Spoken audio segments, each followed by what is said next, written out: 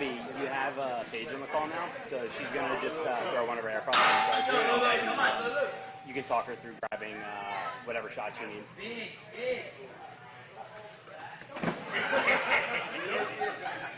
Okay, perfect. Sounds good. Pulling the commentators in so you have a second. Great. What's up behind you, Austin?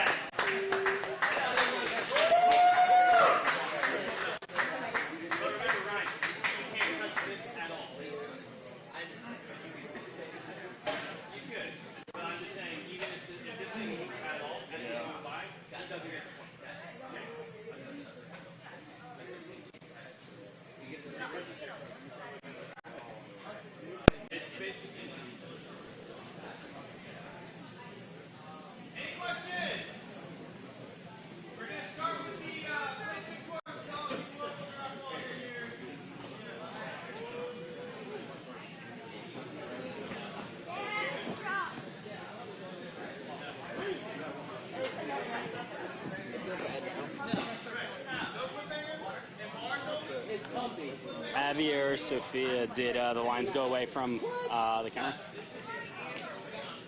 Awesome. Hey, Nick, what's the time limit on this one? For this one, 2.5. 2.5, yeah.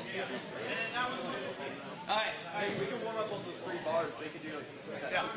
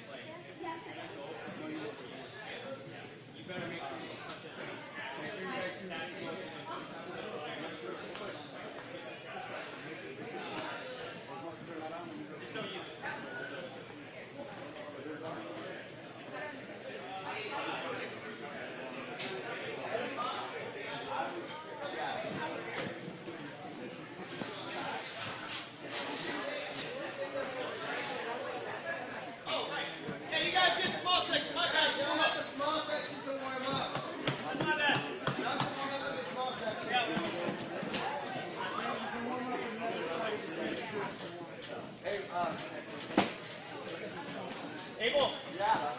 How's this? Yeah, that's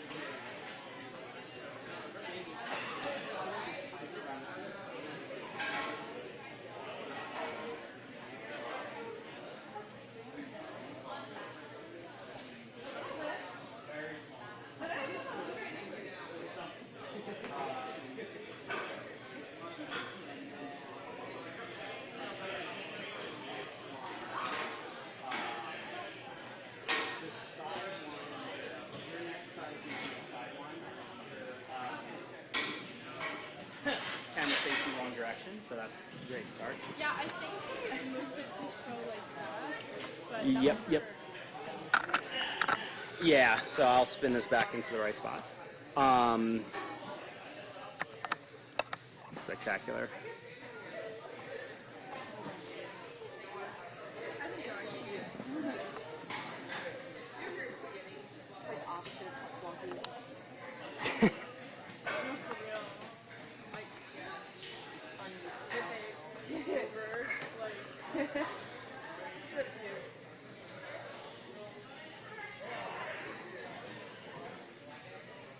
I'm just thankful it's only 3 Yeah.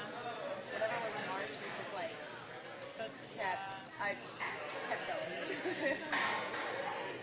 All right, so this is your next angle will be this one. Okay, I saw that one on the thing. And then you don't need to grab anything, Paige. But for the sidewinders, I was kind of having fun with singing and practicing. And I could get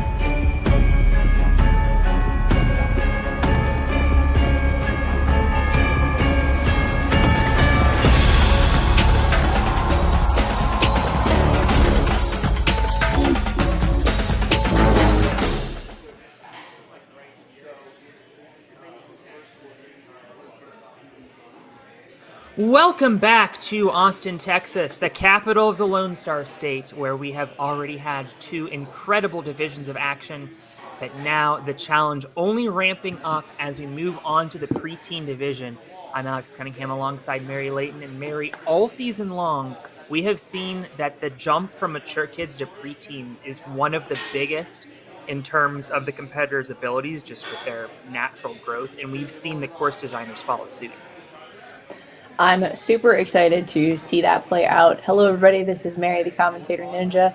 And we definitely have ninjas that are up for that incredible jump in the skill level. Looking at our first 5 athletes on the female side, we mentioned this earlier. We have KK Andrews and Zuri Harrison, 2 of your top female ninjas in preteen, but they've been in the top since they started. Just both dominant performers. And switching over to the male side, Alex, who do we have on the male side competing today? We've got some good names. Well, in terms of good names to have, Folsom is a pretty good one. Josh Folsom, who, I'm going to be transparent, we had to research if he was a Folsom brother, and he is. But he will be in this group, as well as a number of Stage 3 athletes like Levi Meeks. Levi, one of the top finishers at Worlds on multiple occasions. We also have the likes of Roy Folliter, Cooper Thompson. I mean, just insanely strong lineup. But I think the thing I really want to focus on is the female division, because of these 5 competitors, 4 of them reached Stage 3. And the other, Ella Magnuson, is no slouch herself, coming in 3rd place in the South Central. We have 1st, 2nd, and 3rd in South Central points. It is impossible to overstate how elite this field of 5 athletes is, and it is impossible to decide which one of them is going to get cut down to top 4. We have had just an intense, the female side of this competition here has been nothing but a repeat of that. In the kids division, we had within your top 4 South Central ranked athletes. In mature kids, very similar. In preteens here today. And even in the elite division tomorrow, we are going to have Isabella Wakeham and Addie Herman and Madeline Madreras all coming back together. These fields are small, but they are incredibly intense with the absolute top tier female athletes competing. I'm excited for every single division because it's just been the truly the best of the best this weekend. It's made for some very exciting competition. 4 world championships between those 3 women, as we do want to announce Addie Herman was a late registration into this competition, and she is also a sponsored athlete by DGS, Deary's Gymnastics Supply, one of our longtime partners with the World Ninja League. They are the ones that build all the courses, the World Championship, and we have a great relationship with DGS. And one of the things that we do in Premier Series is we want to elevate these athletes. We want to give them opportunities to be in the spotlight, to get sponsorships like Addie has. And so if you're a World Ninja League Premier Series athlete and you want to get a sponsorship, we have that opportunity available for you. Yeah, it's really exciting to see, again, the return of Addie, as well as the return of Isabella Wakeham and Madeline Madreras. These 3 have been kind of battling it out, as specifically Isabella and Addie, in recent competition at the World Championships. They've gone back and forth, who's on top, who is not. It's one of my favorite comps anytime these 3 ladies are competing against each other. And Madeline Madreras, harkening back to our Fairfax Athletic qualifier, absolutely dominated. She's just on another level and on the same level as Isabella and Addie. So definitely make sure that you tune in. And we also just want to say a huge shout out to DGS Ninja for leading the way in sponsoring athletes. That is the wave of the future for athletes who really want to continue in Ninja and continue in at a high level. So really exciting to see that that's what's available out there for our top athletes. Yeah, if I'm allowed to peel back the curtain, and given that our league president is down there in Austin and can't hear me, I'm going to anyway. I'm just kidding.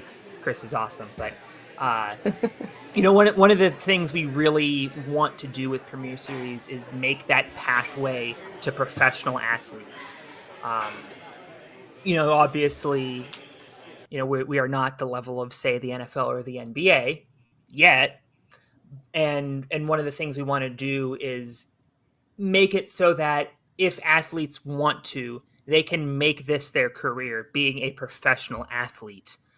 Right now, we see a lot of athletes that are, the quote-unquote full-time ninjas, really relying on coaching and appearances, stuff like that, which is great. We need great coaches, and we've seen a number of great coaches throughout this Premier Series. But we want to make sure that if athletes want to focus on competition, make that their career, that opportunity is available to them. I think that the Premier Series, honestly, and I say this truthfully, is a really phenomenal venture into where we need to bring Ninja to make that a reality. I think that the biggest thing that has been an issue for the sport of Ninja is just competitions go really, really long. And so having the Premier Series, the mature kids and the kids divisions, we were done in about an hour and a half. And that's a good chunk of time. It's high action. It's exciting all the way through. And that's something that you can bring in someone who's maybe not as familiar with the sport of Ninja. They can watch it, be invested in it. And it's not an entire day that they have to be sitting there watching the stream to figure out what's happening. So I really do think that this is a solid venture in the right direction for the sport. I was talking with a couple other people in the metaphorical office about what the ideal number is for making it a wow, I had a great experience watching this competition kind of atmosphere. And we feel like with this Premier Series, narrowing it down for everybody who's new to Premier Series, you have to be in the top 25% of athletes to qualify for this competition. We feel like we've kind of hit that number, and it's made for some really entertaining competitions. Like all three elite competitions, for instance, have been really entertaining in their own rights. We saw, Ferox the first week kind of turned into a speed course, but like we mentioned, Madeline Medeiros, she just came out of nowhere if you haven't been paying attention to some of our younger divisions, and ended up dominating that competition. And then on the men's side, it kind of de facto turned into a speed course. Jay Lewis throwing down a sub-minute time on the challenge course is still one of the most nuts things I've ever seen. And then we had Motive, which was this Brett Sims just gauntlet where it was a lot of really technical moves, just so difficult, and really humbled the competitors.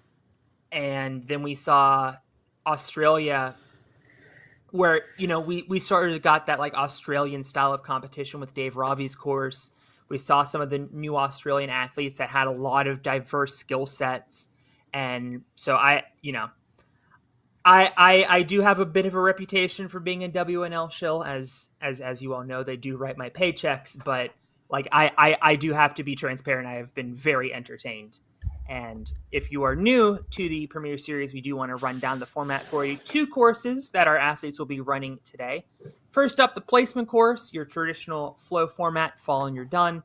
It's going to be fast and furious. The time limit's only 75 seconds, and that will determine the run order for the challenge course, which we have seen the placement course really determine who does better on the challenge course, because those athletes that run later really know what they need to do to hit that top 4. Especially here today, and with Nick Fordney being the course designer, we have seen that if you can execute technical moves quickly, you are going to be in a better spot when it comes to the challenge course. And within the placement course, obviously some changes for the preteens. We don't know exactly what's going to be there, but the placement course has not been a traditional speed course. It has definitely been of course that you can do quickly, but there are some technical moves that you really need to be smooth through. And so for today's courses especially, the athletes that are able to either get deep into the placement course or clear have actually been the ones that have proven to be a little bit more successful on the challenge course. Well, the challenge course, a lot more of your technical moves. It is the first time in WNL that we've allowed retries on the course. You will have 2 retries that you can use anywhere on the course, but you can't use both retries on the same obstacle. So if you fall twice on an obstacle, you are out, and you do have to beat each obstacle to move on to the next. That is a 2-minute 45-second time limit, I think, that we had for kids and mature kids, and that is what will determine the top 4 that move on to Ferox in Brooklyn in November for the Premier Series finals. And I will say a 2-minute 45-second time limit that was really only adequate for your top athletes. We have only had 1 clear of the challenge course so far. That was Austin from Mature Kids, coming to us from True Momentum, works with Jonathan Bange, and now it's just been nuts. These obstacles have just been nuts, and I'm really excited to see what we did for the preteens, how much amped up course we have for them today. First of all, I'm glad that Kane came back and made me not commentate Mature Kids, because I was screaming in my apartment when Austin made that save on Skyhooks. And second, I'm sorry, go ahead. You were screaming, and I was screaming too. I had to like hold myself back from the mic so I didn't blast out the stream. That was absolutely insane. I almost feel like he did it intentionally, right? It looked like he took off with one hand, yeah. Yeah, like he was like, the only way that I'm going to be able to because when he first went for the move, he had 2 hands facing forward, which makes it really difficult to actually make that 90-degree turn. And so he shifted to switch grip his second attempt. But then when he got there, it looked like he was just like, yeah, I'm just going to do this one-handed. It's fine. Let me just throw a skyhook move and land it one-handed on the very edge of the skyhook. Yeah. Okay, all right, Austin. All right.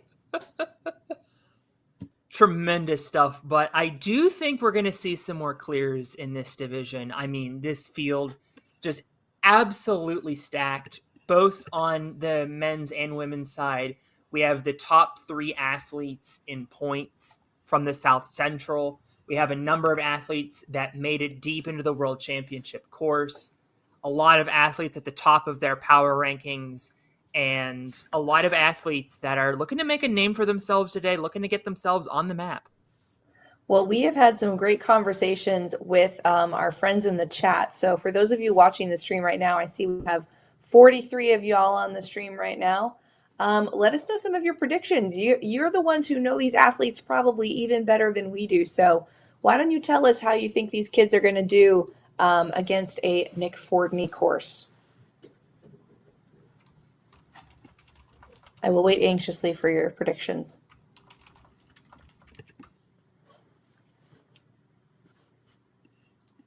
We should be getting started in just a moment or two here.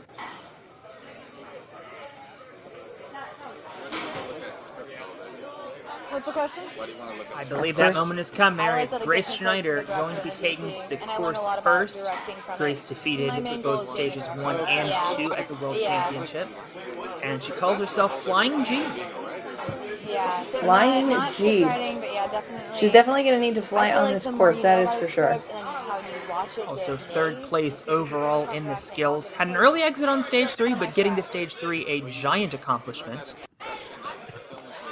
Now, Grace is from Houston. That is quite a hike. Houston's about 3 hours from Austin, Texas. I know. I'm like, no, I don't. So making I wish I had pockets making the trip. Hopefully this trip is worth it for her. Again, looking for that top 4 spot, and the journey begins right here. There's our diabolical course designer, Nick Fordney.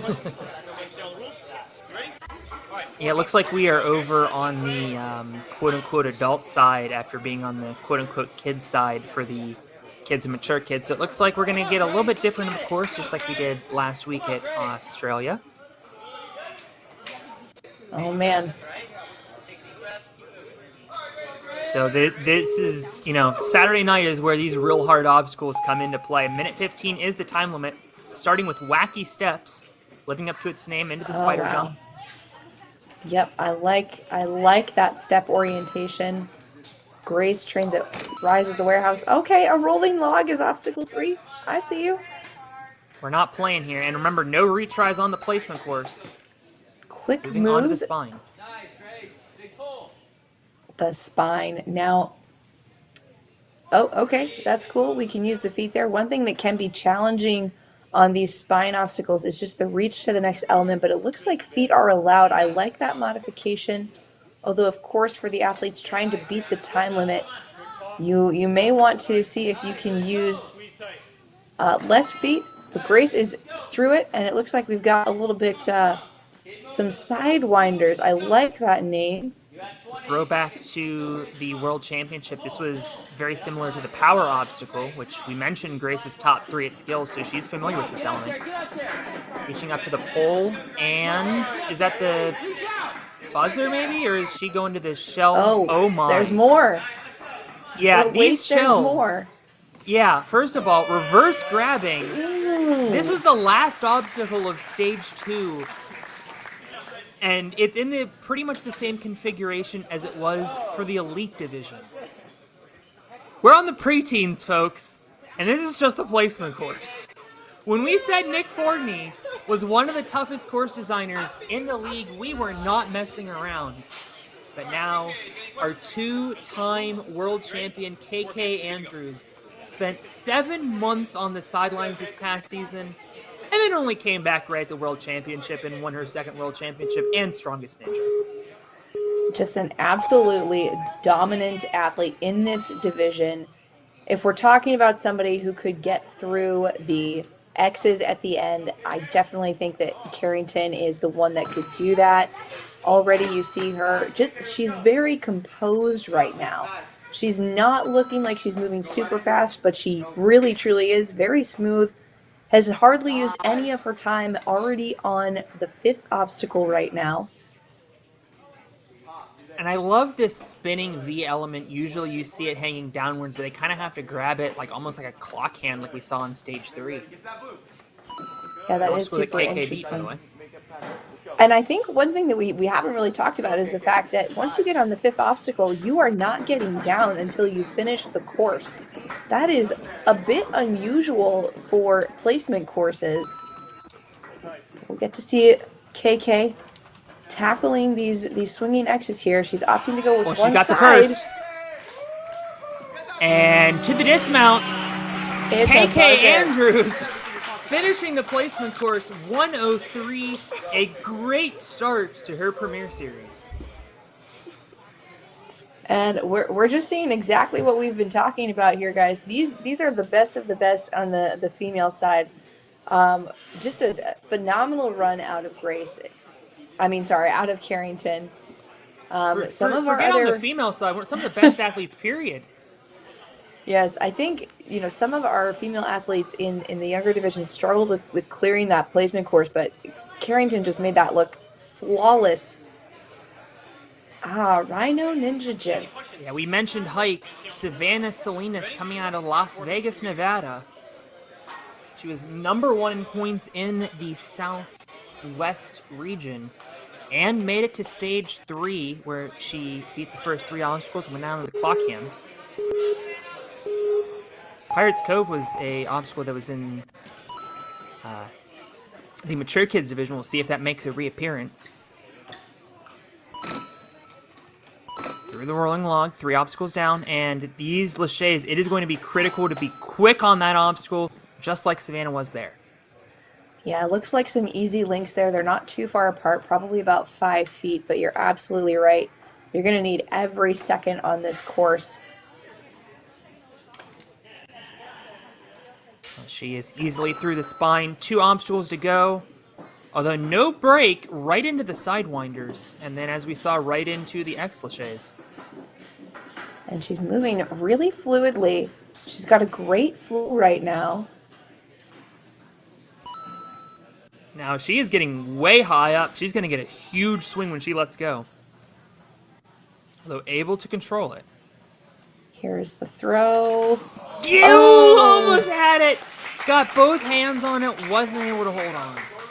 Wow, and what a tough final obstacle for the preteens. Now, in the other divisions, some of the kids were getting a little bit caught up on a few of the obstacles that required a lot of technique. Certainly a lot of technique required here, especially on that final obstacle, but our preteens are getting all the way to the end here. And next up, we've got Ella Magnuson. Now, she's a little bit shorter than some of our other preteen athletes. So we'll see if this comes into play on the spider wall at all, but she does have that rope at the top that she can use. I get the feeling that will be our first opportunity to see the rope. Well, never mind. No, just deciding to crush through the spider wall here. Careful, though. Gets through.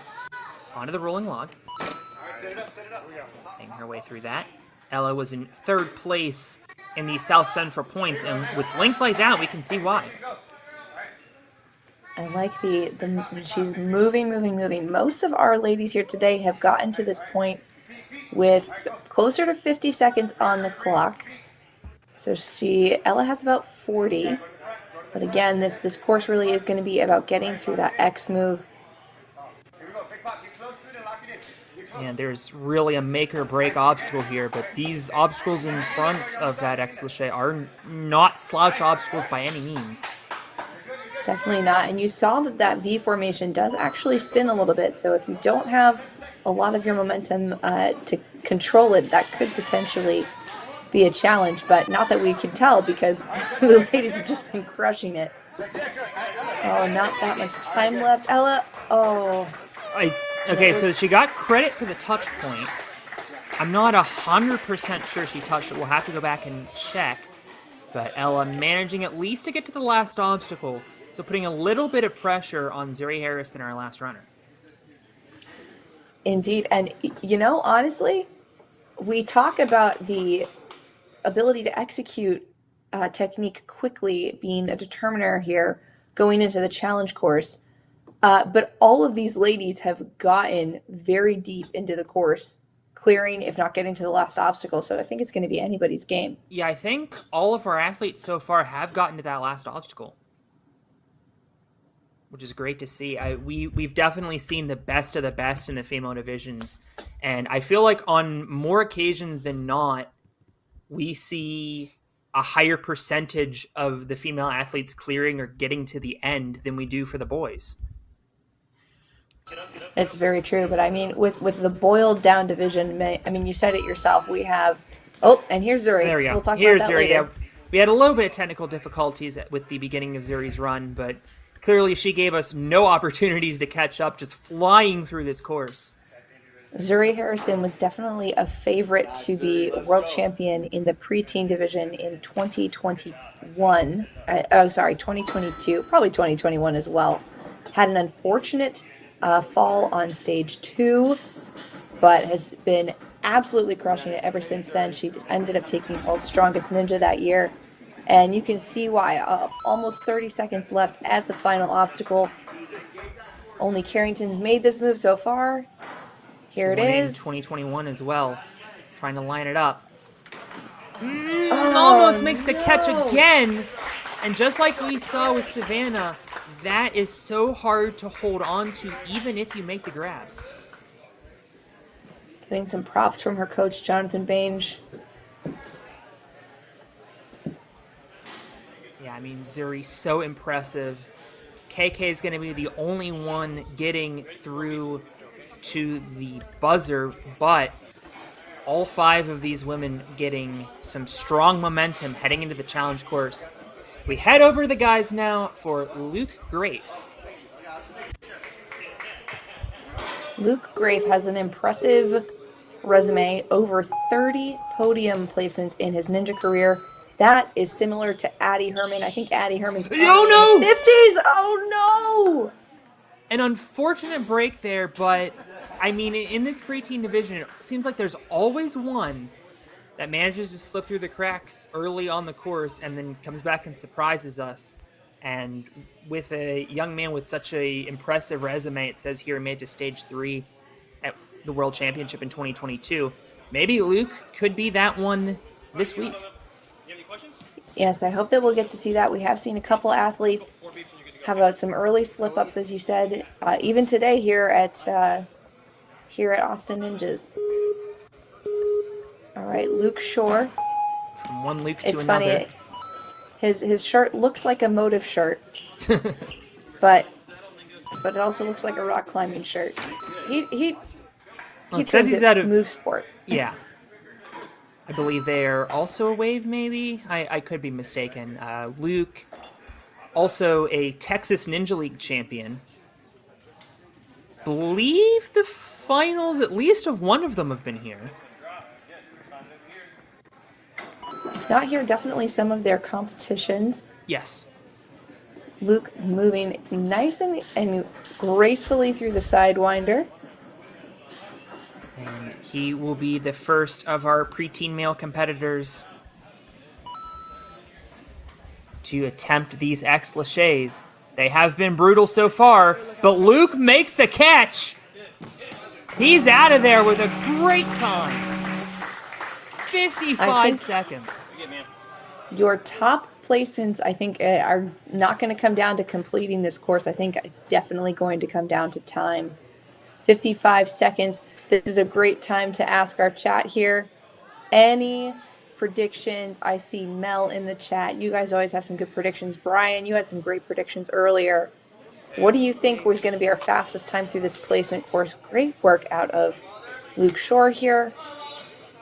Really opening the floodgates for the tsunami of finishers today. We will have to see as Wilder Marsh takes off out of the gate. Not a moment to breathe as he heads right into the laches. Links as we would expect from all of these competitors. Like we said, top 25%. And in the preteen division, this is really where they know they got to start moving. Because they're headed up to teens, they're headed up to elites. They have to be efficient from the get-go, and that's exactly what Wilder is doing here. I'm waiting to see somebody link off of the V formation. I'm betting that that will happen a little bit later today, before we're done. Wilder clamoring up, about to get onto these X formations. So far, everyone's used only that left side. Not able to grab onto the first one then, or however, a little bit annoyed, but still a very solid run that should put him decently into the challenge course. That was very fast to that point. It says here Wilder's a straight A student, so he's not used to taking a fall. I had something there. Yeah, It didn't I was work. going to say. I tried. Well, Not Matthew used to taking Schrader. a fall academically. Matthew Schrader coming out of Hit Squad Ninja Gym down in the Phoenix area.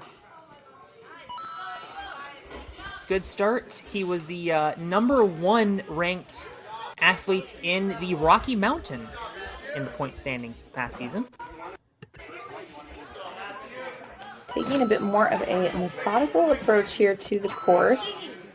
Great Not work on over the log rolling split at the log, World though. Championship, so getting a measure of revenge.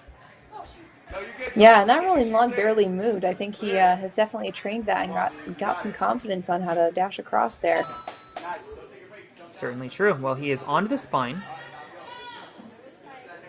35 seconds left. I'm getting Probably- a little nervous for Matthew. Yeah, he'll little probably low need on to pick up time. the pace a little bit. He's having a lot of trouble there getting off of that V up to the second wheel. Again, feet are allowed on this obstacle.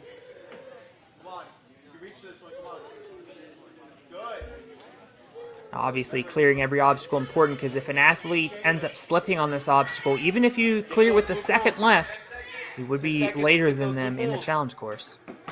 But just not able to hang on to that last one. Matthew Schrader still, though, completing the first half of this course. Yep, so that is going to put him pretty low in the run order, at least as of right now, for the challenge course, especially when your course has a lot of technical moves on it, like we will see in the challenge course with these preteens. You want as much time to watch as possible. Well, All right. Grant the Animal Ross is looking like he is ready to get out of his cage. Coming out of Gauntlet Fitness in Dallas. Third place in the South Central region in points. Skipping a step on the one. Oh, he knew he was going for that skip. That was that track stance. He's moving. He says he particularly loves flying through the air, and yeah, no kidding, that was Ooh. very easy. And he did not have a whole lot of backswing. He popped through that, which is something we see a lot of our elite ninjas do, just really cranking that upper body power. Maybe we'll see the link I'm looking for on these V formations here. Oh, I think he was trying for it, just overshot it a little bit. Frustrated, but another opportunity coming up in the challenge course. Yes, and he was really, really quick through that. So I expect we'll see some more thoughtful movement planned out for him. All right, everybody. Levi Meeks. This young man has one of the most impressive resumes. Two-time finisher at WNL Worlds. He is somebody that those in the chat are excited to see. Yeah, #1 in... Look at that! Legs only through the spider walk. #1 in points in the South Central. Made it deep into Stage 3 at the World Championship. And just gliding through this entire course so far. I'm hoping I see my link here. Again, he also used that sort of popping method through the laches. I think you're going to see it. We did! Mm-hmm. Onto the sidewinders, and similar level of urgency from Levi.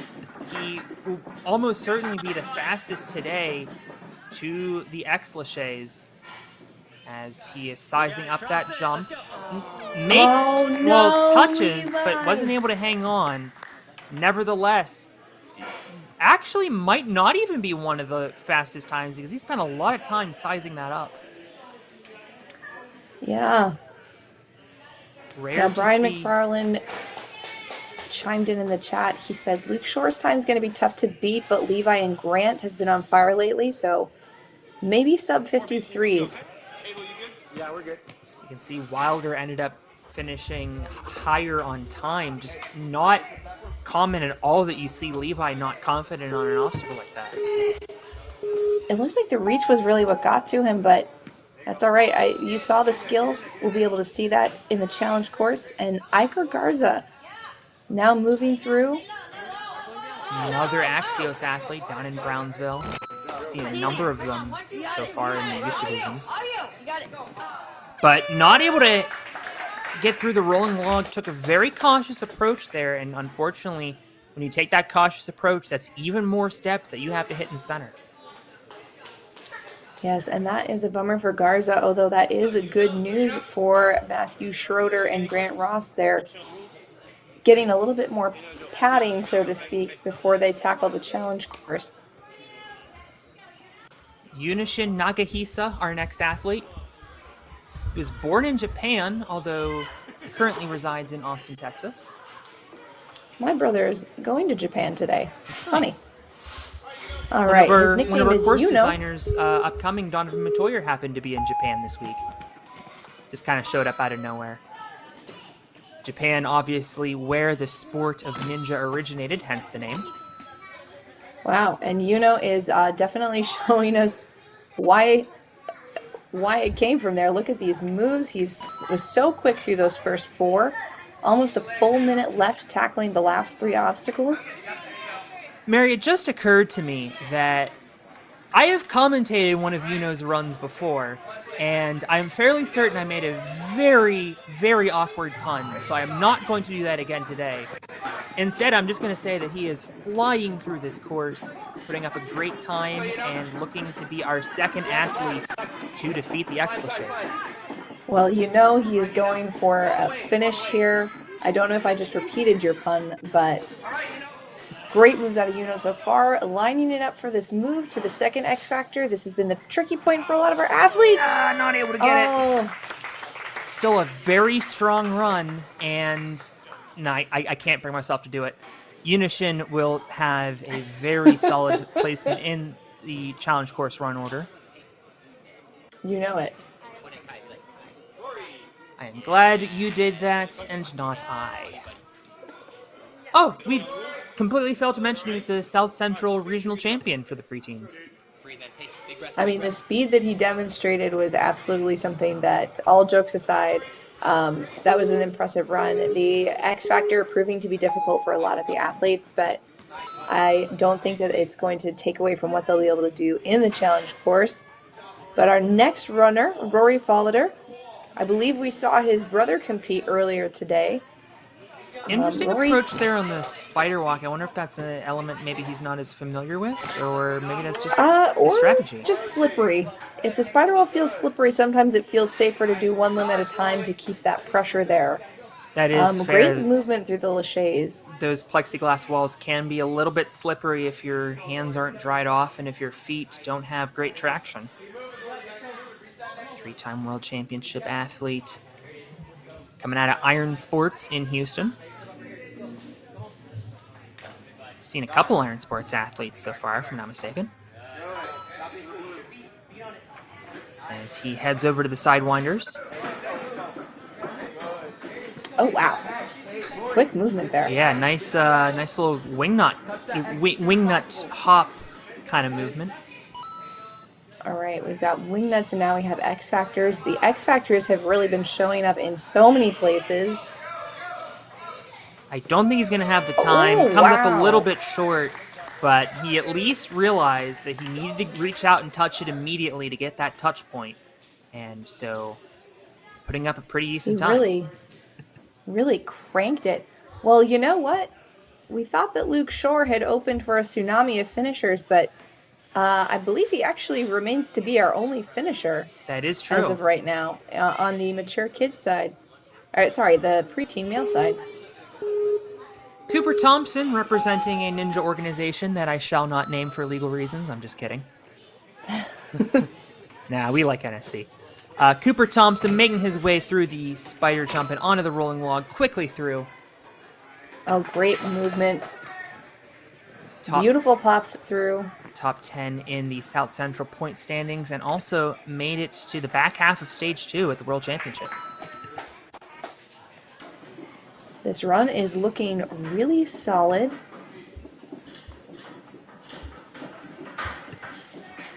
Now Cooper, not one of Brian's predictions here for getting the clear, but if he can nail this move... He's going to the other side. I mean, both basically the same. Makes the catch. This could be our second clear. He is, and that might have even been the fastest one. It is! 49 seconds. 49:28. Holy cow, what a run by Cooper. Let's take another look.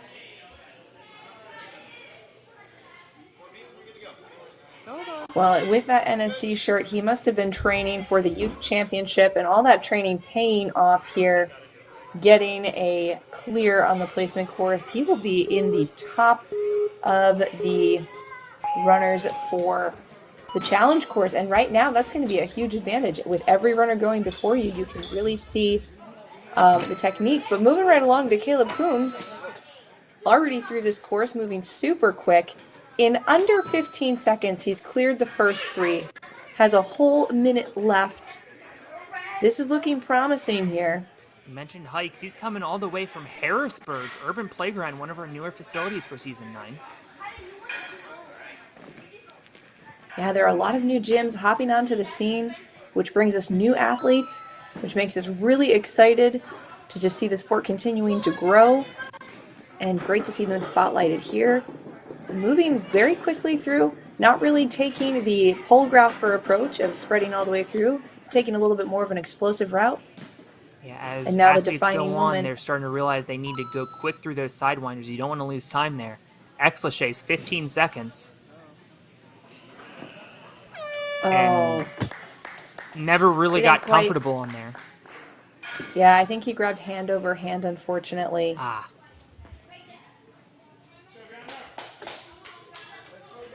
Well, nevertheless, a great run by Caleb. And getting to the last obstacle we have seen is no easy feat. So getting there at least. You do have some runs to watch beforehand, as Gunnar McGlockerty is our next athlete, another Axios.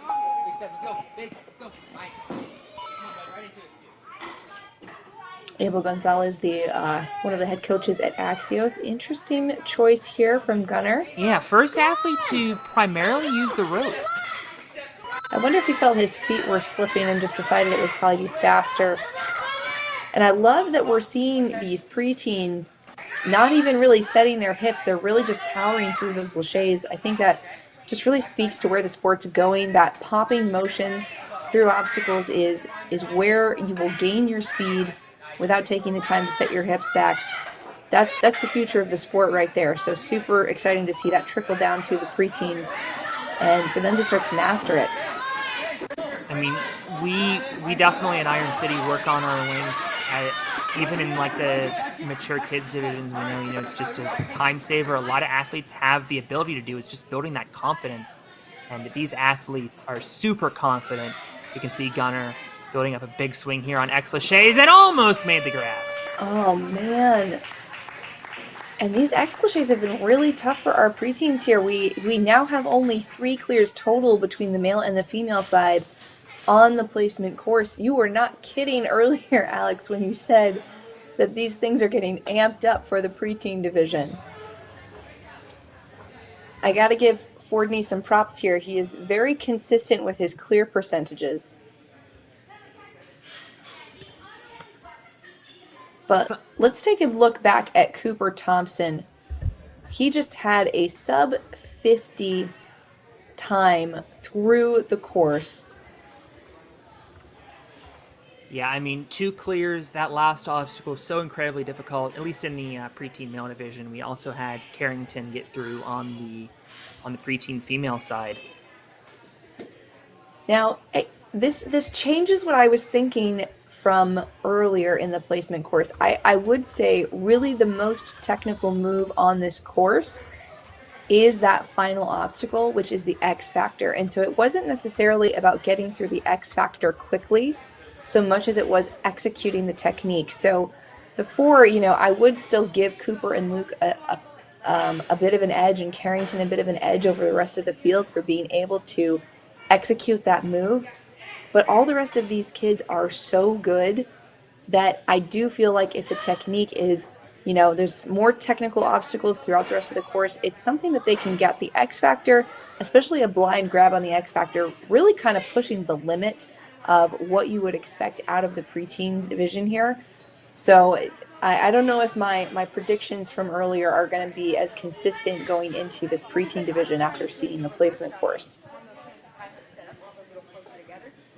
Yeah, we definitely had a lot of athletes come off earlier than we thought they would, or just not be able to make that ex-lachey. So I think this is far from decided as we head into the challenge course. For sure. And everybody is going to be competing for furthest the fastest. We have 5 female athletes. So every one of them, or whoever gets the furthest the fastest, that's how the podium will be decided. It will be our top 4 going into the finals. Yeah, any Carrington of Andrews. those 5 could win this. Any of those 5 could be the one finding themselves on the outside looking in. It is going to be so tough to... It is hard to find the right words because these 5 are so incredibly talented.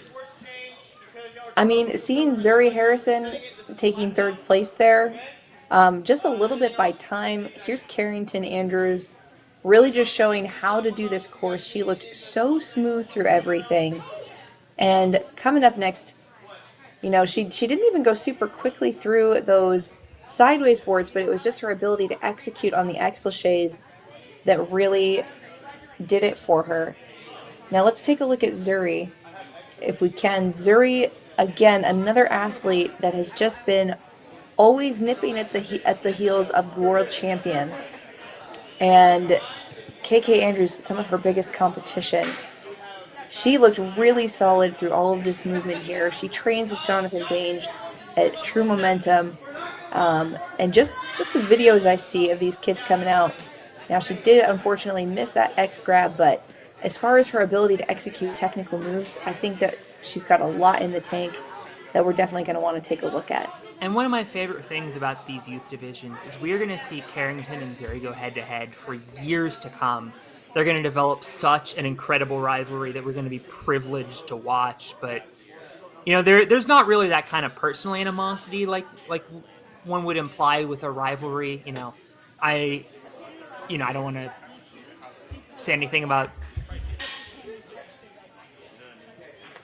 other my brain sports, just stopped right? working. You go. No, I know what you're saying. The rivalry, when you think about it, like you think about Isabella Wakeham and Addie Herman, they're Sure. great friends. Exactly. They compete together, but they compete at a very high level. So that they are looking and analyzing their course and thinking, how do I do this to my best ability? And it's just a back and forth, right? Because ninja is a sport that can be, can be unforgiving and sometimes sometimes you hit it, sometimes you miss it. So that's how the story goes. But definitely a lot of good support in the community for each other, even your biggest rivals, so to speak. Exactly. Once the clock is off, we're all friends. We get ice cream after the comp. But, once KK and Zuri get into that elite division and then they're fighting against the Isabellas and Addie Hermans of the world, it is so insane, and I am so looking forward to the future of ninja. But definitely want to live in the present still. We have an incredible challenge course coming up, and I do briefly want to, since we highlighted Carrington and Zuri, highlight Cooper Thompson and Luke Shore, who performed at a very high level over on the preteen male side of the equation. They were our 2 finishers, and Cooper absolutely torched this course. We thought, maybe the floodgates were open with Luke, but instead Cooper just came in and surprised us all with a lightning fast time. Actually, I think this is Cooper.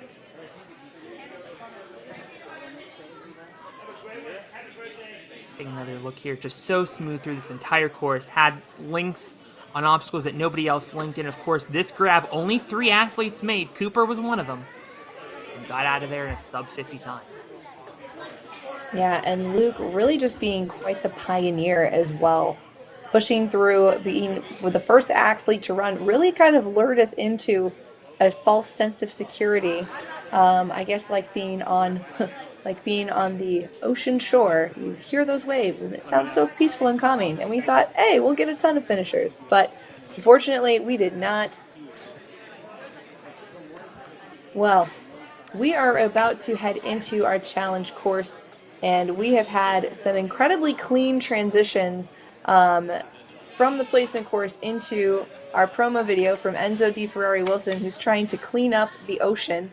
So we're going to take a look at that. He's one of our elite athletes doing something really cool for our planet, and he's got a great organization. So we're going to take a look at that.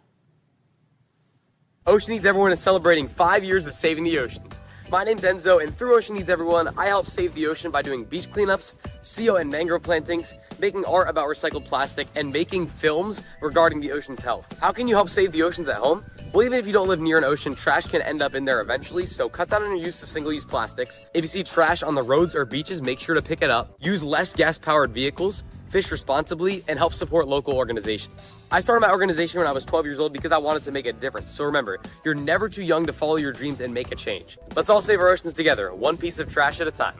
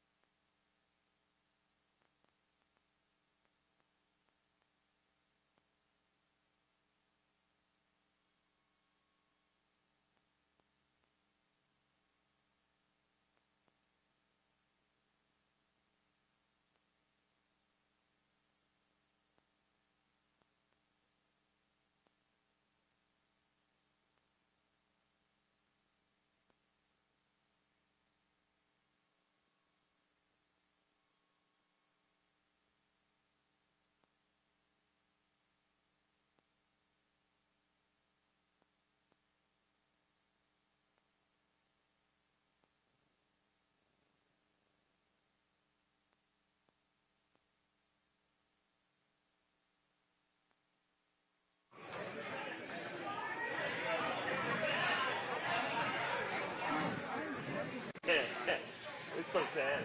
I like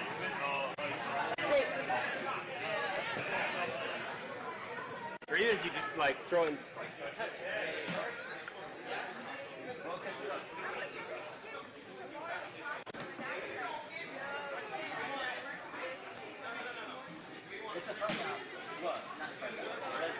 Is it in focus?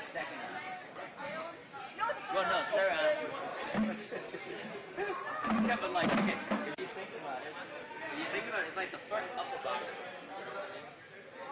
Okay. Well, I don't know. I mean, you get up there, honestly, when Yeah, it's fuzzy. Is that better? but if you feel like, oh, I need to go up, because look, you can't overshoot. You know what I mean? It's weird. I'm changing the focus, but it's not. No, that's not, like, you mean you gotta cheat it on that side?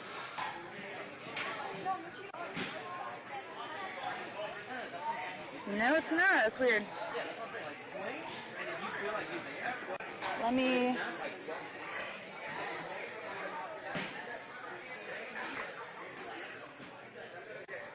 Is the focus set, or can I? Okay. Let's see.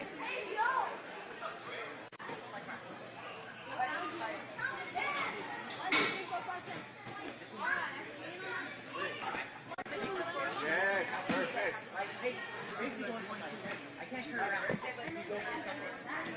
Okay.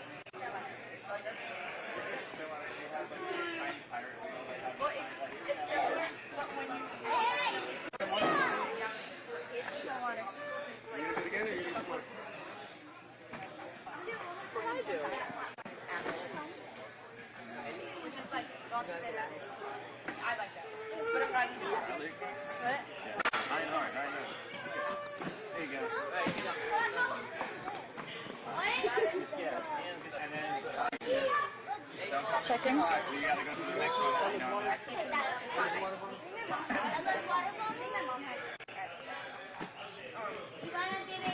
Yes.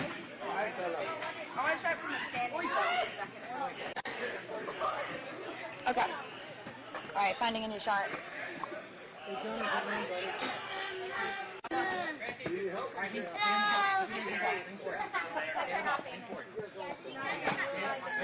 Nice to get. We actually are looking. I'm Justin Bieber. I'm famous. No, I'm famous. He's not.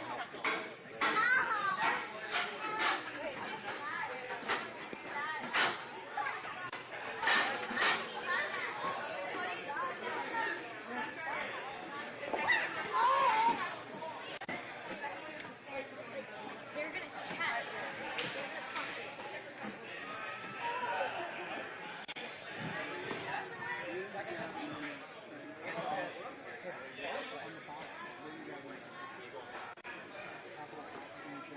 Yeah, no, I'm gonna use my momentum. I'm in hard at the top. It's up to you. Hard at the top. I don't think it's a good idea to get hard. You're hard at the top there, and then you're round. Sideways, and looks like it's far, but the bar's gonna get you happy. Trapeze.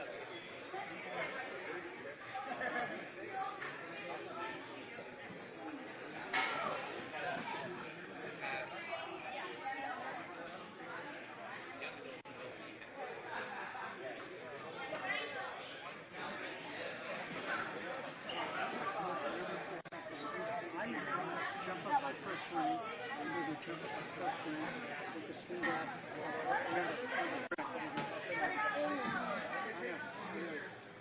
double jab on the shoulders.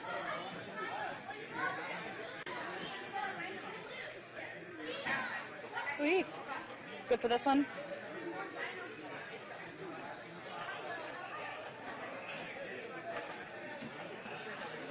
Okay.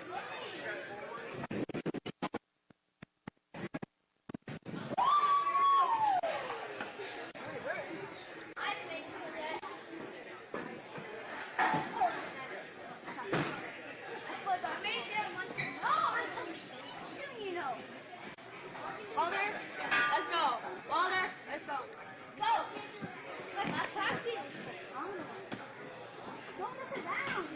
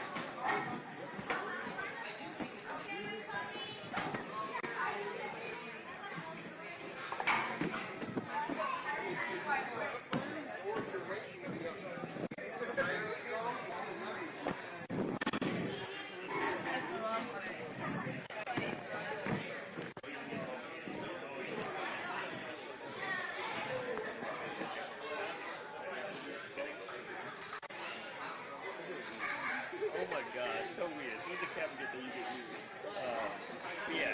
So I was just trying to get both hands here.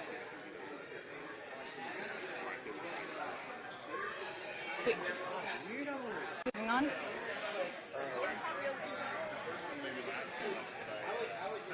I showed him the last review.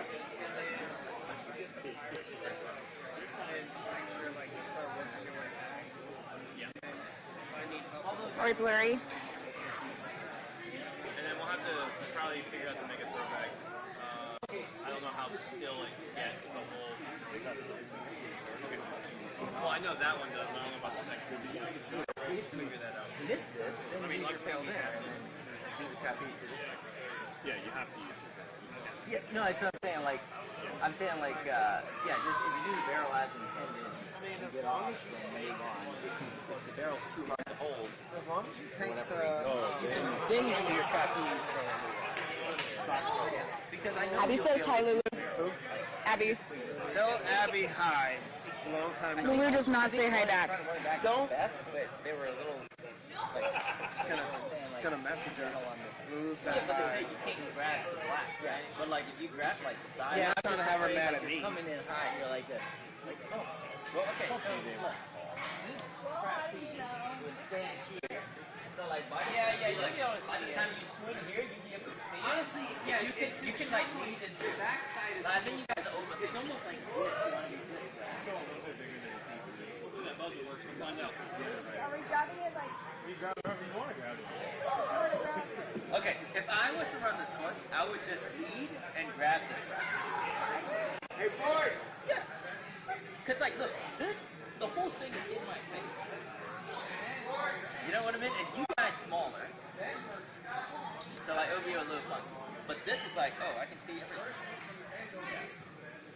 Hey, on the black, on the barrel thing, like they just can't grab the black. But if they like grab like sideways like this, and it's like whatever. It's the same rules as like if you grab a hole. Okay, You know, yeah, like that's no fine. metal is scrap. Just Okay. grab the color. And, Yeah. Like that's it's gonna feel a lot better when you're sitting on the trap beat and you're gonna be like, oh, there's the barrel. Yeah, like, I promise you that here it looks like it's a weird like about it. It's gonna be like you're gonna let go and see like right there. Yeah, when you swing that trapeze enough, it will be there. don't even take it back. Run into it. Sweet. Okay. That trapeze will go farther than you think, Grace. And it's gonna fall, to be honest. All right.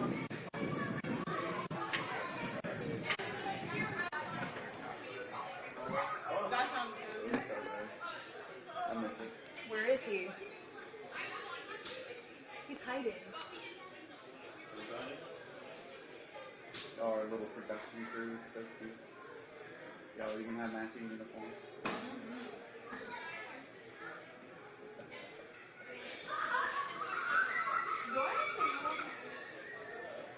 Weird that there's a camera in here.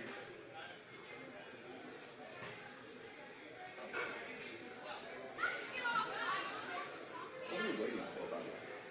We're waiting for Chris to set up. You gotta recover. Alex, my social battery's gone, man. Social battery's dead. DED. It had its 9 to 5, and it's wanting to go home. I'll be okay. Welcome back to competition.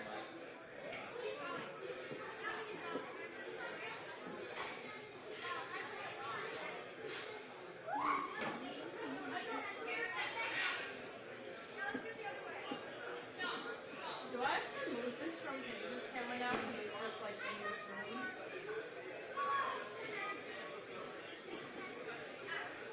Okay. I'll do like.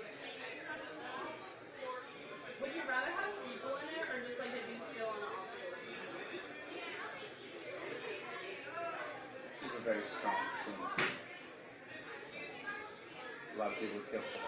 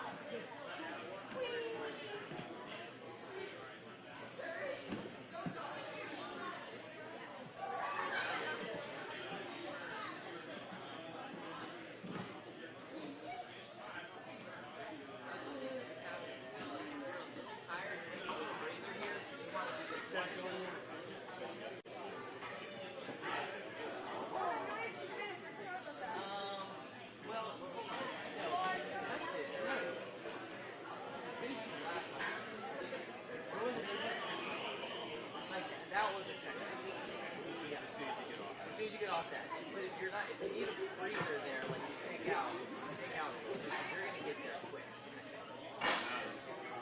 So you know, like after the straight watch and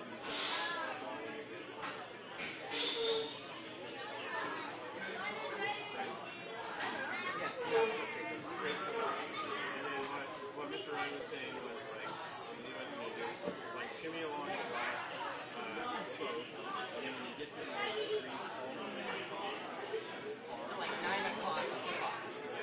so you go all the way out, like you don't have to like go down the you can fully reach it, and then you bump your head and Yeah, bump it down like a hole, and then eventually it'll be the third hole, and then you'll grab. Yeah, so I would go. Welcome back to Austin, Texas, as we find ourselves ready for the challenge course. We saw an incredible competition in the placement course, and now these athletes have been placed into the run order for the most difficult course that they may face this year. I see in the background some offset skyhook moves those are always challenging. That's going to be exciting. Hello, everybody. This is Mary, the Commentator Ninja. I'm here with Alex Cunningham, and we are very excited to bring you the next phase of the Preteen Premier competition at Austin Ninjas. We have some stellar athletes who are about to compete. And Alex, what can we expect from the challenge course? That's a hard question to answer because none of us can truly get into the mind of Nick Fortney, but we know whatever it is, it's going to be bonkers. If you guys recall, one of the most insane saves we've ever seen from the mature kids, and potentially, even more craziness coming out of this very elite preteen division. Just to give you a reminder how this format works, 2 retries anywhere on the course. Can't use both retries on the same obstacle. You do have to beat each obstacle in order to move on to the next one. Clock pauses during resets, although one of the things I've been noticing, Mary, is that in contrast to some of the other facilities, Austin Ninjas has been very aggressive in resetting obstacles and getting that reset timer started, which could take competitors a little bit off of their game. Yeah, I mean, it requires a very quick reset. I think we saw at Ferox Athletics, the first attempt at really running a challenge course, the athletes had a decent amount of time to kind of pause and regain their composure, but you're absolutely right. The longest reset I've seen has been maybe 5 seconds, if that, and then you're just immediately going again because your time is going. I think it has gotten in some of these athletes' heads, and they have started to move too quickly into an obstacle before they were really ready to go. So I'm looking at the course from right now. Again, we mentioned some offset skyhooks. I see some implements that look like they might be an agility obstacle off to the left there. And on mats too, so those will be extra unsteady. Mats. That is exactly what Kane said when he caught a glimpse of that earlier. So this is not going to be easy for our preteens here today. Yeah, none of this course is going to be easy by any stretch. We were on the other side of the gym for the kids and mature kids, so this course would be a little bit different, but obviously we see some agility and some skyhooks that we saw, kind of similar over on the other side of the gym. So I'm certainly expecting some interesting stuff. I was trying to watch whatever kind of dyno thing is going on there in the background. One of my favorite moments still of Premier Series was the elite males were getting their rules for the challenge course and should have been resting and getting ready. Instead, they were just doing a mini dyno competition. Sometimes I just want to get into these ninjas' heads and figure out how they tick, because the ninja way is so drastically different from any other sport or really any other activity. Well, when you think about it, these athletes at the elite level, they are training incredibly hard for these competitions, doing multiple course runs over and over. So, a little dyno competition before your course run, that's probably standard for them. Well, our standards were definitely set by the placement course. Let's take another look at our run order to see the list of athletes we have competing here today. Now remember, the placement course determines the run order for the challenge course. So we only had 3 athletes total clear today on the placement course. Carrington Andrews being the only female athlete to clear. And then we had Luke and Cooper. Oh, I'm Luke blanking Short, on the Cooper names. Thompson. Thank you. Luke and Cooper, they're It's off okay. the run I needed a order. second to think about it too. Luke and Cooper had some pretty dominant runs. Cooper absolutely crushing it with a sub 50 time through the placement course. So our athletes, if they run later, it's much more of an advantage because on a course that is as technical as a Nick Fordney course, where he has held absolutely nothing back, you are going to want to get as much beta as possible before you tackle these obstacles. They do have 2 retries, but you're really not going to want to use them. You really want to try to get everything first try because the time limit has not been forgiving today, not in any way, shape, or form. We saw in the mature kids and in the kids, there was the bridges obstacle with the cactus monsters, as we have dubbed them, actually the happy hold from DGS Ninja. We're going to have to talk to DGS about that. I like Cactus Monster better. I really think it's great. I think the chat agreed with us as well. That'd be the second time you've named an obstacle during the competition, by the way. Is it? Cheese wedges. Well, oh, this is true. Oh, that wasn't me. That was you. That was 100% you, because we were going to name it like Swinging on the Limit or something, and I'm like, oh, this doesn't ring at all. And they're like, well, I saw these cheese wedges, and I just immediately lean over to No Buetner and I'm like, cheese wedges, name it cheese wedges. Stream's going on, All right, well, hopefully we'll get started with some of our athletes here soon. Now, we saw a lot of athletes quickly get to the final obstacle in the placement course on both the females and also on the male side. So again, the top 4 spots here are going to be what sends you onto the finals at Fair Oaks Athletics in November. And typically, your top performers in the placement course are some of your top performers in the challenge course. But I'm not really sure if that's going to play out today because everyone really got to the same point and just struggled with that one singular move, that reverse grab on the X's. So I think it's really anybody's game. I think we'll see that Cooper and Luke are likely going to be top competitors, but you never know. I mean, there are so many names that, just came off of that X-Lachaise or maybe came off a little bit earlier than expected that really could contend for those top 4 spots. So it is going to be really interesting to see who ends up getting those top 4. We've got some of our upcoming qualifiers. So far, this is our 4th competition in the Premier Series. We have some impressive names in all of the divisions headed to the finals. And we have a few more opportunities in the U.S. and across the globe for our Premier Series qualified athletes to punch their ticket to finals. Coming up within this next weekend here, 2 weekends, we have Modus Ninjas out in Lee's Summit, Missouri. We were just talking about Jonathan Matoyer not too long ago. Took a trip to Japan recently. Maybe he gained some inspiration from his journeys over there for his upcoming course. Little reconnaissance mission. Yeah. Then we'll be headed over... Oh, go ahead. Well, we are going to see some of the top athletes in the Heartland area. Modus has a very strong team. Ultimate Ninja St. Louis just across the state. And I get the feeling that some of these athletes, like we've talked about this field just being loaded, so we're going to see some surprises not make the cut today. I get the feeling that we're going to see some of them across our many divisions competing at Modus in 2 weeks. Recall that is in 2 weeks, not next week. We're going to be taking a week off next week. I'm actually going to get to sleep in. That's a joke. I sleep in anyway. But we are going to be there in 2 weeks out in Kansas City for Modus. Going to be a lot of fun to watch that competition.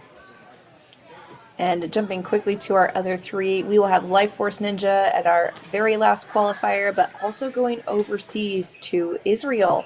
We're going to the Ninja Academy over there, and True Function in the UK.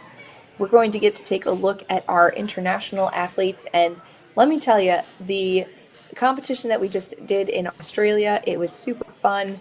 You mentioned earlier, Alex, the differences in Australian athletes to the U.S. athletes. Australians very focused on grip gauntlets, but I can't wait to see what the Israel Ninjas have for us, as well as those in the UK.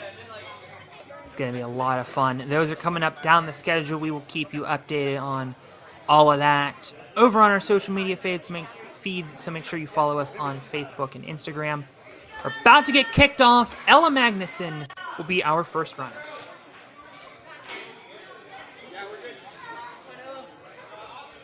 And it looks like we've extended the time limit here to 3 minutes. Just means there's even more tough tasks ahead. That's not out of mercy. That's out of, we have more stuff necessity. For you to do. Exactly. McFordney and mercy are not two words that go together. Definitely we'll not. Get started here on the shrinking steps over to the box push. Ooh, I like this configuration. A little bit more technical than a straight-on block push. And now we're looking at mallet lache.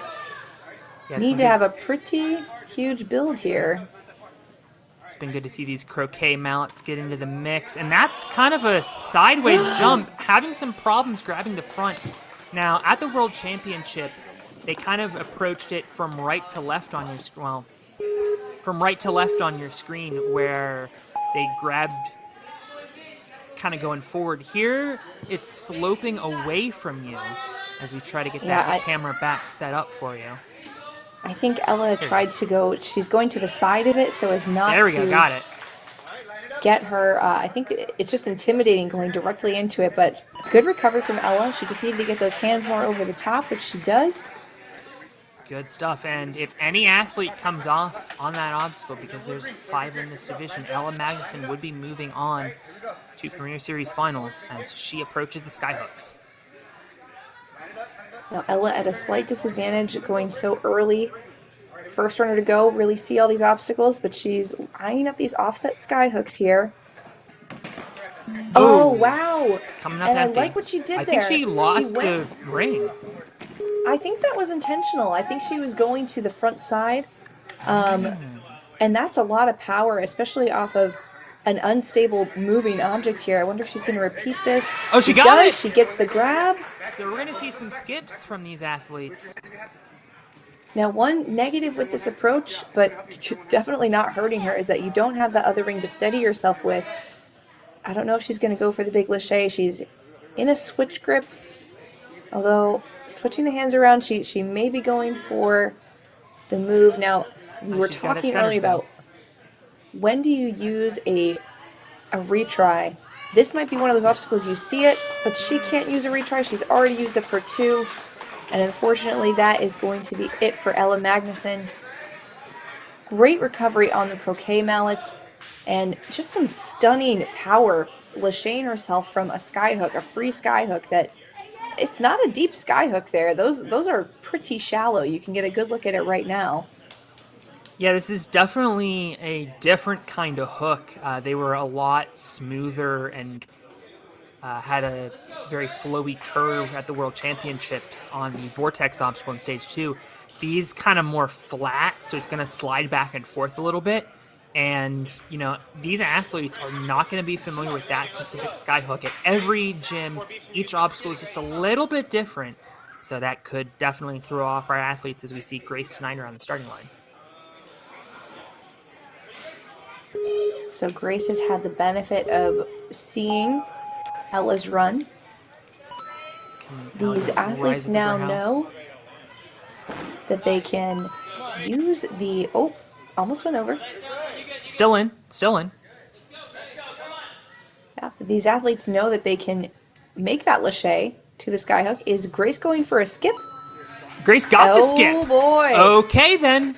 Well, and she immediately gets a skip there. Oh, my goodness. The ring just went into orbit, but Grace hanging on with one hand. Oh my gosh, skyhooks being the story of the day. She took it with her. She gets that final skyhook move. Wow, and only used 45 seconds so far. 4 obstacles left to go, a full 2 minutes on the clock. Another captain's wheel here. arguably the harder version for our preteen athletes. Now this one is called, spokes, I think. yes, definitely a bit more challenging than we saw in the mature kids division. The mature kids, a smaller wheel, able to use the inside to rotate the wheel. This vertical grip, a lot more challenging. You're further away from the top of the wheel. That little spoke that you can go onto to, oh no!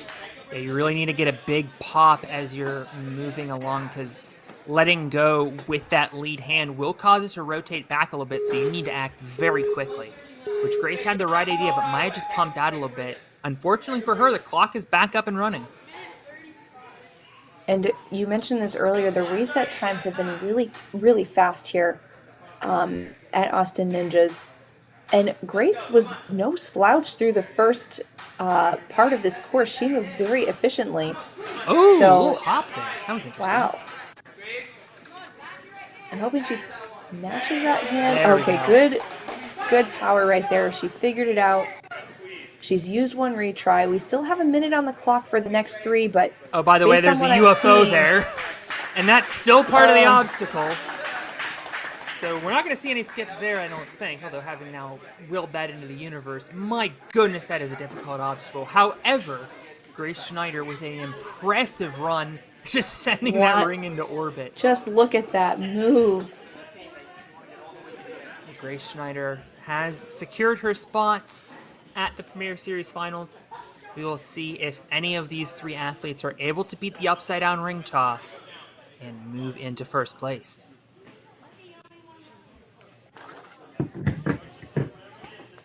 Man, these obstacles look tough. Just a gauntlet from the beginning. But if there's anybody who can do a gauntlet, it is Miss Zuri Harrison. Coming out of True Momentum, she lists her coaches as Karsten Williams, Jonathan Bange, and Jacob Cantrell, an all-star cast there. Yep, Jonathan Bange's kids have been absolutely crushing it today. Fun fact about Zuri, she wants to be a dermatologist when she grows up. What makes one want to be a dermatologist at her age? I don't know. I'll have to ask her. Oh, Oh, okay. but it looks like she overshot the dismount. She overshot, which means she cleared the mallet lâché, failed skyhooks, meaning she is only going to get 1 shot at this obstacle. Oh man, that is a... Oh, that has not been reset correctly. That ring is on the opposite side of the... Good job, Zuri. Powering through it, though. Yep. Put up. Good job, sis. Great job. Getting this final skyhook move. Makes it. Easy work for Zuri. Now this is a long obstacle, guys. Even though she's moving through it quickly, she has been hanging for a decent amount of time. It's a lot of power. So hopefully we can see her. She's gonna have to get all the rest of these obstacles. She does have 1 retry left, but I think she's really gonna want to try to get them first try. Similar time to where Grace was at this point. About 2 minutes left on the clock. Yeah, no rest here. Gonna go the opposite way as Grace. I think her time was a little bit faster to here. Because if you recall, Grace did have to use some retries earlier on in the course. I think she did. Well, we know this UFO is coming up next. Very difficult jump. Gonna have to go from a narrow grip to a wide one. But Zuri makes it, and it drops! That is almost a Nick Fordney classic, but she has the dismount. Now we're moving on to this tricky agility. This is what you want your retries for. All right, that block's nice and stable, but this next little bit here. A bit of a roller, and then gonna have to make your way across these upside down trapezoids through. And I think we might have a name mismatch on Ninja Work, so this, in all likelihood, the final obstacle. And it is a long series of lâchés, some big ones at that. 38 seconds, does have a retry in her back pocket. Can see one of the throwback obstacles that we saw at the World Championships. We will see if they are allowed to use the cliffhangers. It doesn't look like they are, but Zuri might be going for a static here. She is and doesn't quite get it. She does have that retry, so she's going to go back and try. It looks like she was almost there. I think she just needs to commit a little bit more to that reach. We'll see if she repeats that approach today. Down inside 15 seconds. Makes the grab. Think she's going to go for this traditional throw technique here? No, she's going for the static again. Almost had it. It dropped away from her at the last minute. However, Zuri getting all the way to the last obstacle. So impressive. Awesome work out of Zuri. This course is pretty tough. If there was going to be anybody that could complete the obstacle or complete this course, Zuri would have been one of my top picks. But we've got 2 more female athletes to go here. I think we're looking at Grace's run here on the replay. Mm-hmm. Grace, also an impressive run, and we're gonna see Zuri joining her at Premier Series Finals. We will see if Savannah can do the same. Coming out of Rhino Ninja Gym in Las Vegas. #1 point getter in the Southwest region. Made it to stage 3, beat Pirates Cove. So she would be looking to repeat what she did at the World Championship on that Captain's Wheel obstacle. Our athletes that have made it through to stage 3, I think that bodes well for them on a course like this. It's a lot of hang time, it's a lot of technical moves, a lot of power moves. So they're ready for this challenge. We just got to see one of them put it all together. Very true. And then we ironically have a stage 1 obstacle at the end, but it is in the elite male configuration, not being allowed to use that cliff hold in the center, it appears. 3-minute time limit from Savannah. Zuri, who just cleared, showed some great sportsmanship. You see KK back there. She'll be up next.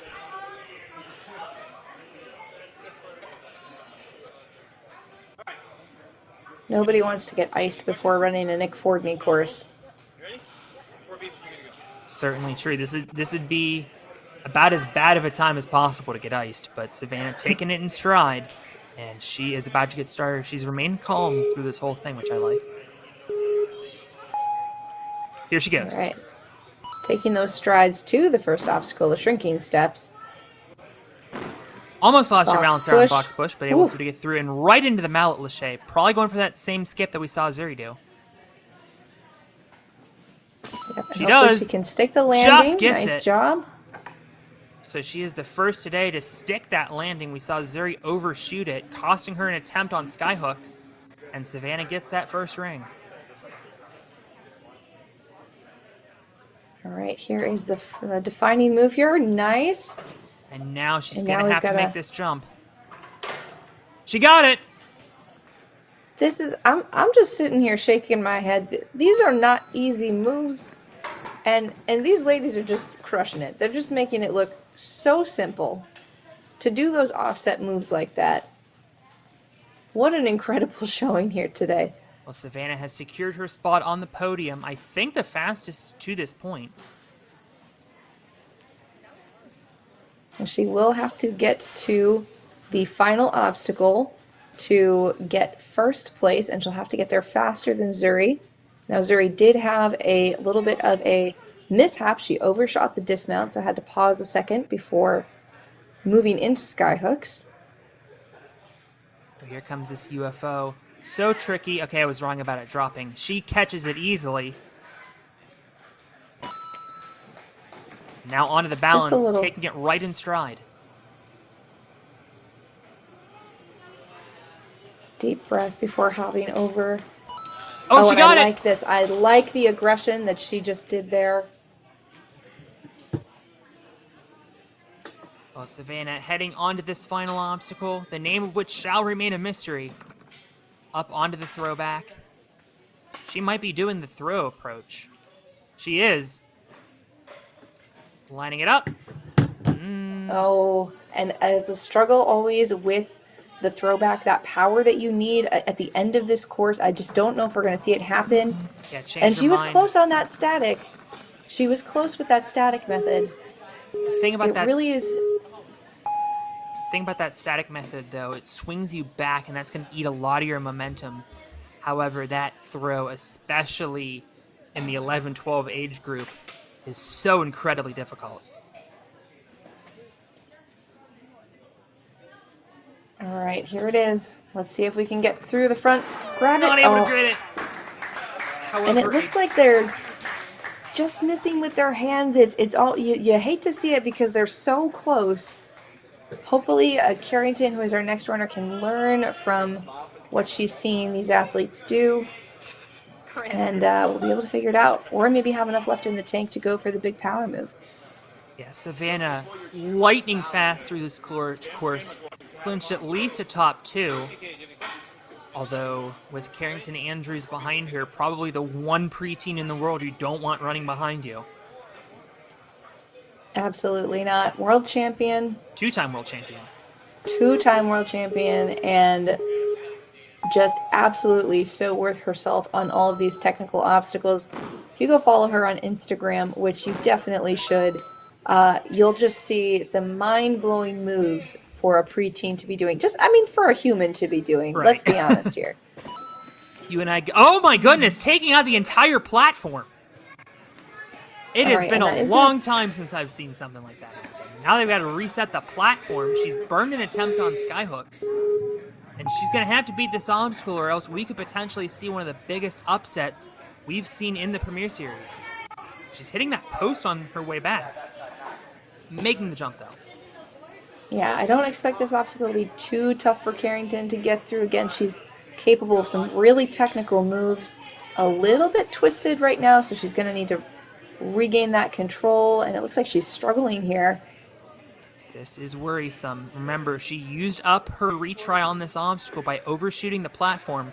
By WNL rules, that is a fail of skyhooks, but she is able to center it back up. Needs to get out of there. Wow. This is surprising. Just not the smoothest that I would expect to see Carrington go through that obstacle, but she's made the best of it. A little bit low on time compared to some of the other athletes, but we did see them have enough time for 2 attempts on the final obstacle, the throwback. Taking this and look at this. Very aggressively. Quickly up, and now this UFO Lachey. Recall, she does still have a retry. And here's the grab. Makes it. It's good. A little bit far back on that UFO for my liking, but she's able to correct it. Mary, you and And I we're got really to, focusing. Yep. You and I got to know KK at Center Court 2021 World Championship. Mature Kids was very infamously difficult. We went through 2 or 3 waves without a stage 1 clear, and it was Carrington who ended up being the first boy or girl to beat that stage 1. Then went and did it again in stage 2. Only her and Titan Soreski beat stage 2 that year. All right, well, let's see if Carrington can get this move. She is going to go for the static. She's really going to have to commit. Did she learn by watching the other competitors? Well, almost had it just by reach. Going for it again. Makes the grab! Hey, she gets Now needs it. to build that swing back up. 30 seconds. Now, is there another one? I think there's another one. I don't think we're done. I don't think that's the last move. There's another one, but you can see it. Oh, she went for a skip. Got it! And just like at Center Court, just like in the placement course, KK Andrews, the only buzzer, winning Premier Series. What a run. Wow, and I am so excited that she came out to compete today, because it would not truly be the preteen female division finals for the Premier Series without Carrington Andrews in the house. Just absolutely showing why she is 2-time world champ, executing those more technical moves, able to get through, take those skips, even with the setback that she had on the dismount from the 3rd obstacle. She absolutely crushed it. All right, and we will talk more about that later, but we are moving on right into our male division here for the preteens. Luke Greff. Luke had an unfortunate exit, a very early exit off the spider wall, so we haven't really gotten to see what this young man has to offer. Hopefully we can see a lot more exciting moves out of him as he tackles this very technical course. Didn't compete at the World Championship this year, but made it to stage 3 a year ago. Says he was born in New Jersey, moved to Austin a few years ago, and this is his home gym. Over 30 podium placements in his career. Such an impressive accomplishment. Not sure I've podiumed at 30 things in general in my life. Maybe podiumed at about 15. But I will say, this young man is competing in the Texas region, which means that's no easy region to be in. There are a lot of kids, a lot of gyms, so those are definitely hard-earned victories. Certainly true. And I get the feeling we're going to not see much of this croquet mallet. I mean, we'll get to see it as the athletes fly by it. Fair enough. And I get the feeling Nick Forty might take that a little bit personally and make it a little bit tougher every night. We've seen that happen a couple times in Premier Series. Well, Luke making much better work of this challenge course after the early slip off the spider wall and the placement, making the hook, and now we're starting to see Luke. Casual through the sky hooks right there. 211. We've already had a couple preteens, Charlie Ball comes to mind, that ran early in the placement course, ended up either qualifying or winning the whole thing. Luke looking to join them. Having a bit of a struggle here trying to figure out his strategy on the captain's wheel. He's going for this really wide grip, which I find interesting. Usually these athletes have kept their hands 1 spoke apart. He's keeping it 2 and 3 spokes apart. I think he's trying to save that vertical grip because the closer you are, that was a big dyno up there. I really like that crossover move. It kept his front hand down, so he didn't move the wheel when he reached up for it. Unfortunately, not able to get the UFO. He'll get a second attempt, but very impressive on this captain's wheel. Let's see if he can do it again, though. As we saw in the kids and mature kids division, it's that lâché off of the end of the captain's wheel that's just very awkward and really kind of pushes your body control, really working hard to line up that swing. Now he used a lot of energy getting through this. Oh no! Oh, and just slipped out of his grasp. A tough break there from Luke, but definitely impressed us on the front half of this course, and for that matter, on the captain's wheel. And Skyhook's super smooth through this obstacle, gave him 0 trouble. This crossover move right here you were mentioning, great way to save a couple of moves. Iker Garza will be our next athlete.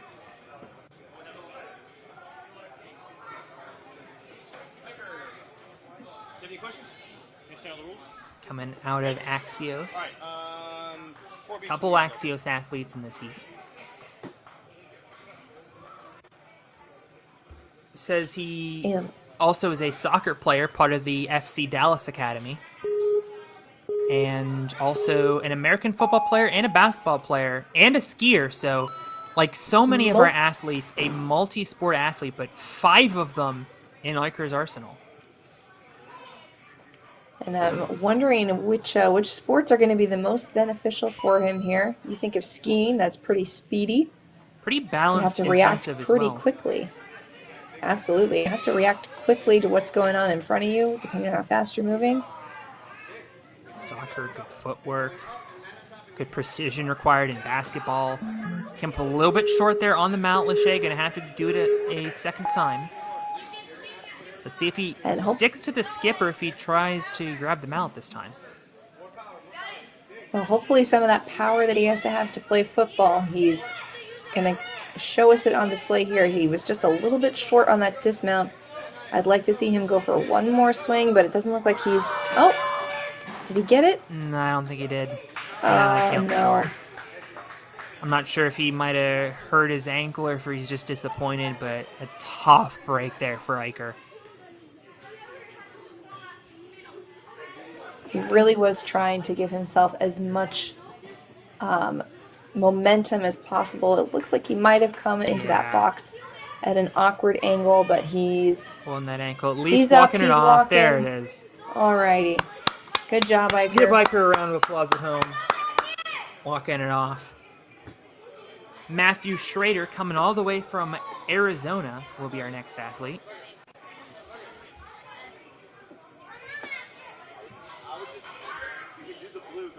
He looks focused. He looks determined.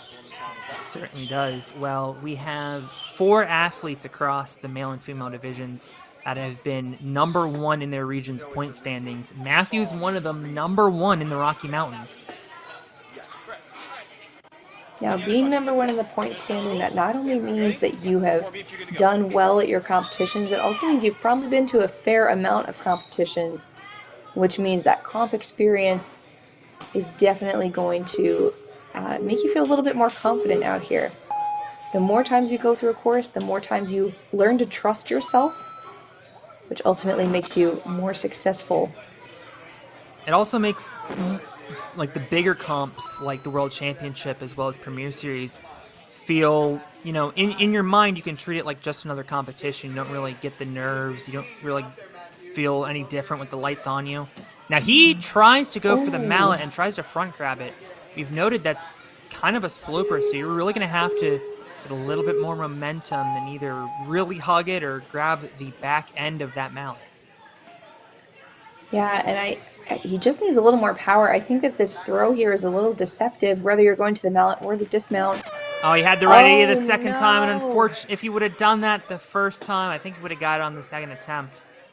But unfortunately, Matthew's just going to come up a little bit empty. Oh, and that is an unfortunate quick exit for him, but moving on to the animal, Grant the Animal Ross. He has definitely gained a fan out of me. He looked super aggressive on the placement course, that classic I am ready stance right here. He's got one of the best track stances I've seen in Ninja. He's ready to go. Oh, yeah. Third place in the South Central standings. Going for those skips on those steps, I like it. Oh, and right into the mallet, great power. Okay. Says he loves to fly through the air. This is the perfect opportunity to do just that. And sticks the dismount, but overshot it. So, like so many others today, because of that risky maneuver, he's only going to get one shot on these skyhooks. Look at the fluidity. He's moving through it so well, really controlling the ring before going. That was great control. Really used his upper body, and that set him perfectly for this dismount. Oh all right, I might be an animal fan. Well, an early exit at the World Championship this year, but finished in the top 15 a year ago. What type of animal would you see on a captain's wheel? I guess it'd be a parrot, right? Because pirates? A kraken. And he is cracking through this course right now. All right, I'm done. Goodbye, everybody. I'm retiring. All right, well, Grant the Animal, eyeing up this Lachey to the UFO. We've only seen one male athlete get here. Oh, no! Oh, no! And struggling with it as well. It is just an awkward launch off of the edge of the captain's wheel. Yeah. Grant's still moving with some pretty stellar power. He is slowing down a bit, so I hope that he can keep pushing through here.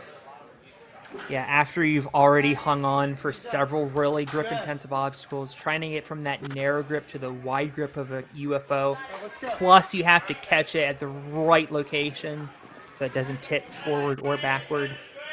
So incredibly difficult. Both hands. And almost had it that second time. It's just such a difficult move. Definitely some of our other competitors made it look easier than it actually is. But Grant definitely impressed us. He's earned 2 new fans, that's for sure. Mm-hmm. I hope he's earned some fans at home. As we move now to Rory Folliter.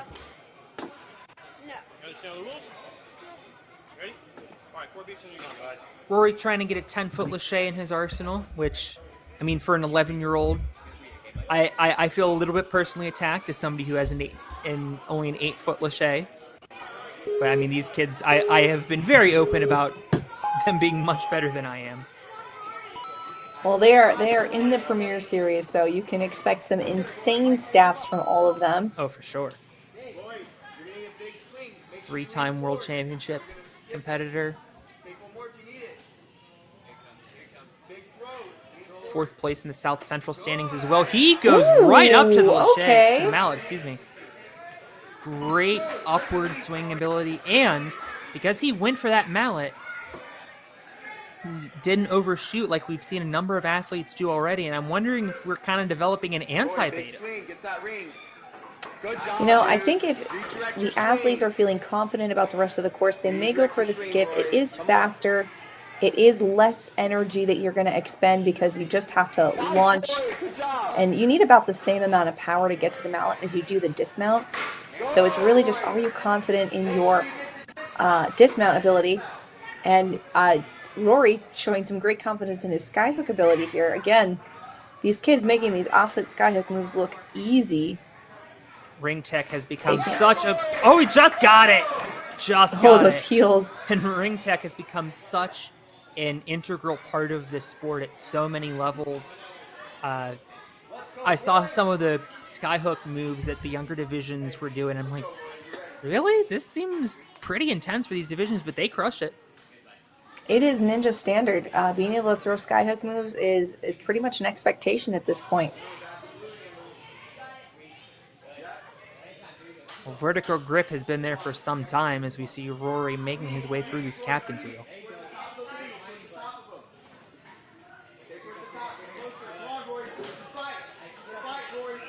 Rory's making great moves, great progress.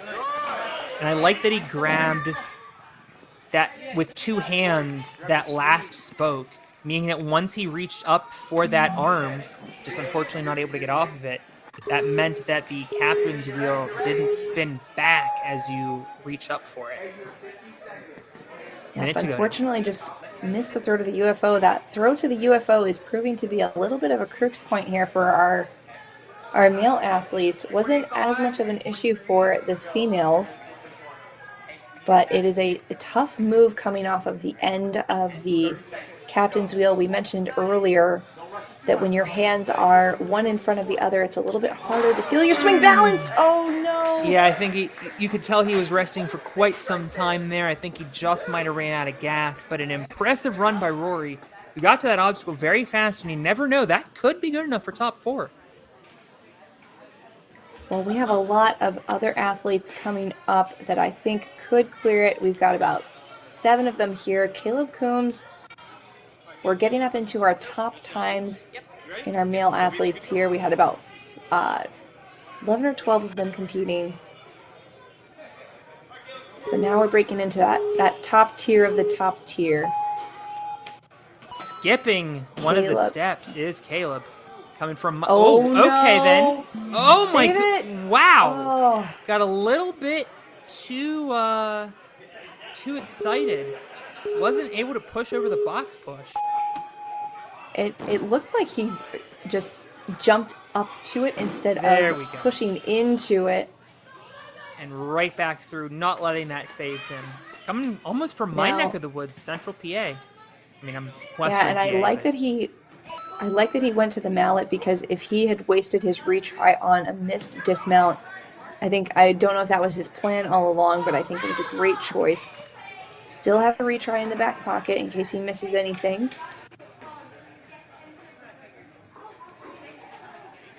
I mean, he's making quick work of these skyhooks. Hopefully he doesn't have to use a retry here.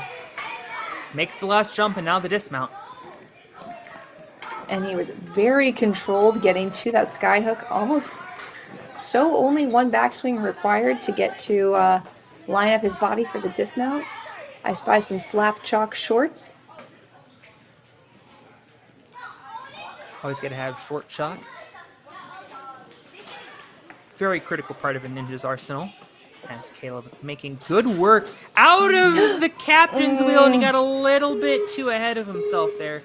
Missed his hand placement, and that is both of his retries gone.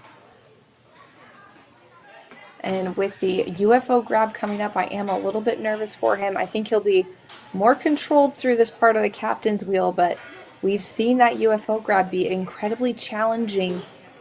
Just have to have a really precise move, and I don't know, some of these athletes look like they're getting a little tired once they get to this point. 7th place in the Northeast standings, made to the end of Stage 2 at Worlds. Here's the UFO grab, got it! Oh, and he's far back on that wheel. He's not dead center, but he's making it work. Gets the dismount. First of our preteen male competitors to get to the balance. Minute to go. No retries to use balance.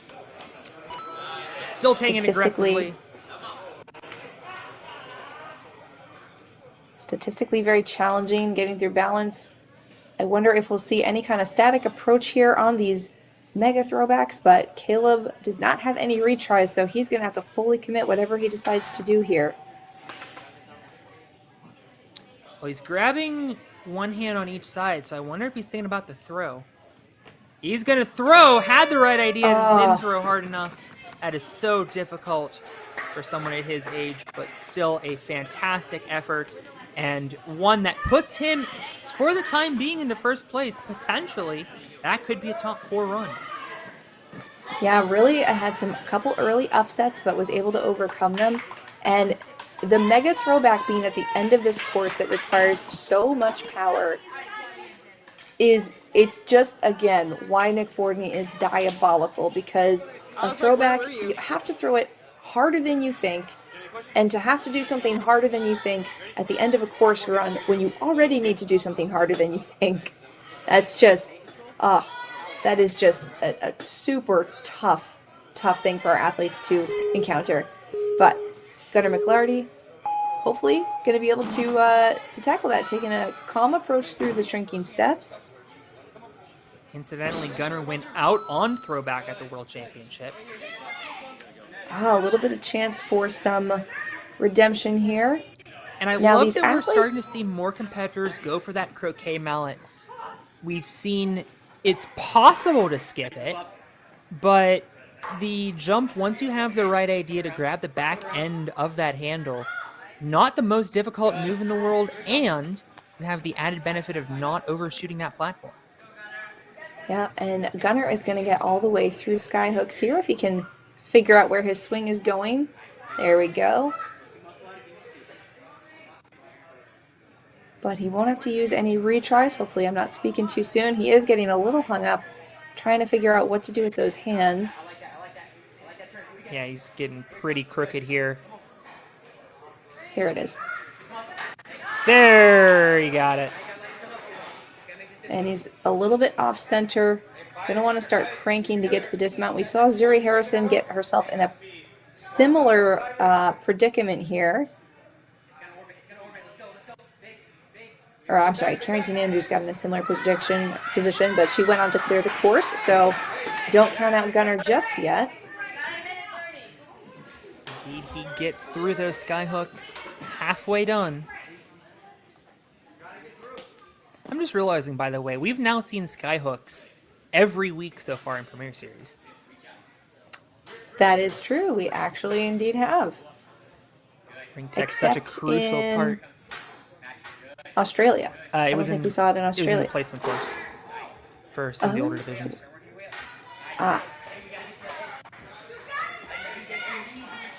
Well, this is certainly a first for Premier Series, this awkward jump onto the UFO. But no retries used just yet, and still no retries being used. See, kids, commentators' jinxes are not real. Onto the balance. Very smooth through that. Casual. 42 seconds. Casual. Both retry attempts still remaining, although... Time-wise, I don't know if he's had enough, if he would have enough for a second attempt, unless he goes really quick here. I think I'd like to see one solid attempt. One of our taller athletes should have enough power for this. He's gonna But go for looks the like he's static. going for this. I think that's a smart choice. He has a lot of reach, can probably reach out to the Oh, front. wow. He does. Just has to hold on now. He does. Oh. 11 seconds. Can he get out of there? He's going to need to go right now and almost link the dismount. Oh, and totally skips it. Got it. Gunnar McLaughlin, he beats the buzzer. He's our first challenge course clear of the preteen males. And Gunnar not even in our top 4 athletes here.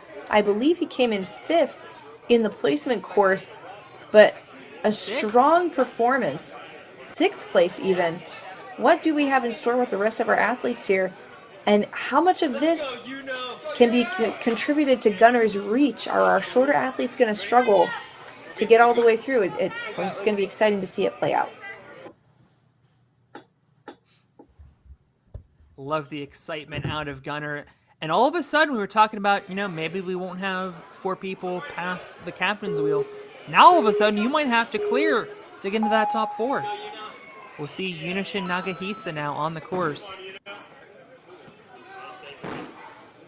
Starting to aggressively tackle this course. We saw a lot of aggression out of him in the placement course. Yeah, he's going for the skip, and he gets the skip.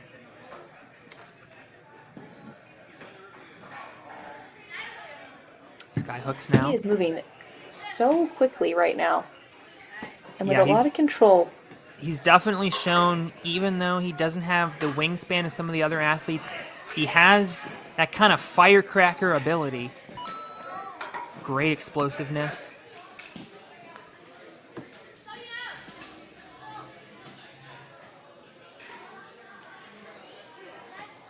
On now to the captain's wheel, keeping that kind of wide grip that we've started to see some of our later athletes employ.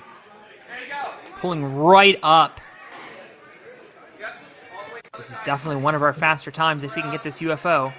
Is he thinking about skipping the UFO? No, he's going for the UFO, and he gets the UFO! Oh! Tried to adjust his hands and just went off the front. I gotta say, though, we saw some of our other male athletes get to the captain's wheel, the start of the captain's wheel with 150. Yuno was about to finish it with 150 on the clock. He is moving so quickly, and hopefully that means he's got a decent amount of endurance left, decent amount in the tank. Move still looking strong through here. Oh, and he went for too big of a grab. The first time he went for that grab, he had his right hand on the bottom spoke, so when he pulled up, the wheel didn't move. The second time, he grabbed there's that right hand on that vertical spoke. The second time, he had it one too far back, and so when he reached up, the long spoke pulled away from him, and that is the end of Yuno's day, unfortunately. All right, Levi Meeks, somebody that has received a lot of positive encouragements in the chat.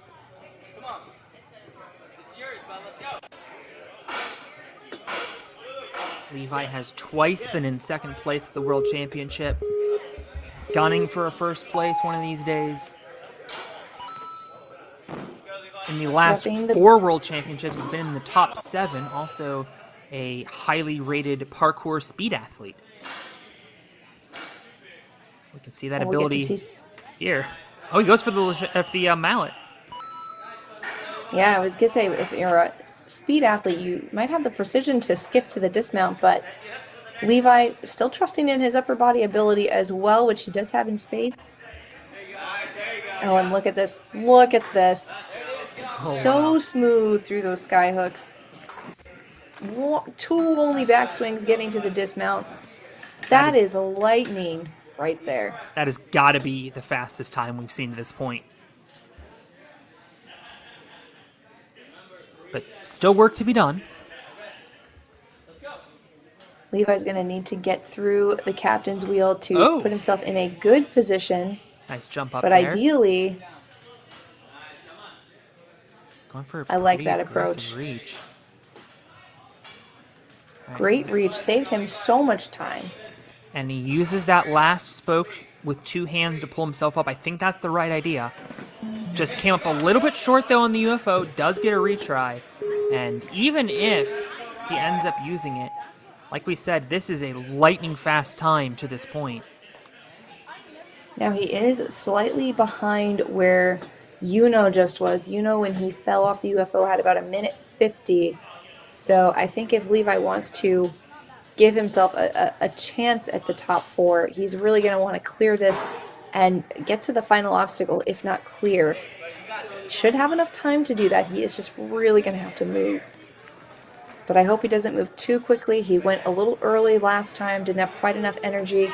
Oh no, he slipped off! And again, that is a shocker. Levi placement. Meeks, the fastest to that obstacle. But if 4 people beat it, that means that one of the best athletes at the last 4 World Championships is going to be eliminated.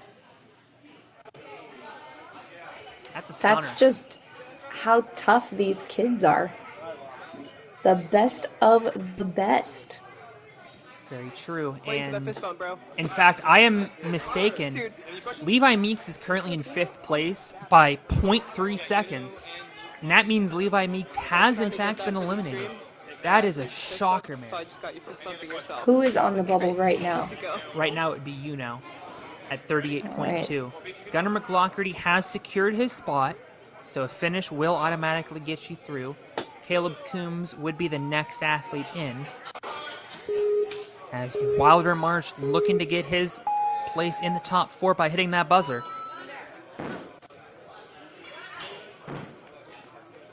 A little bit of a stumble there, but not too bad.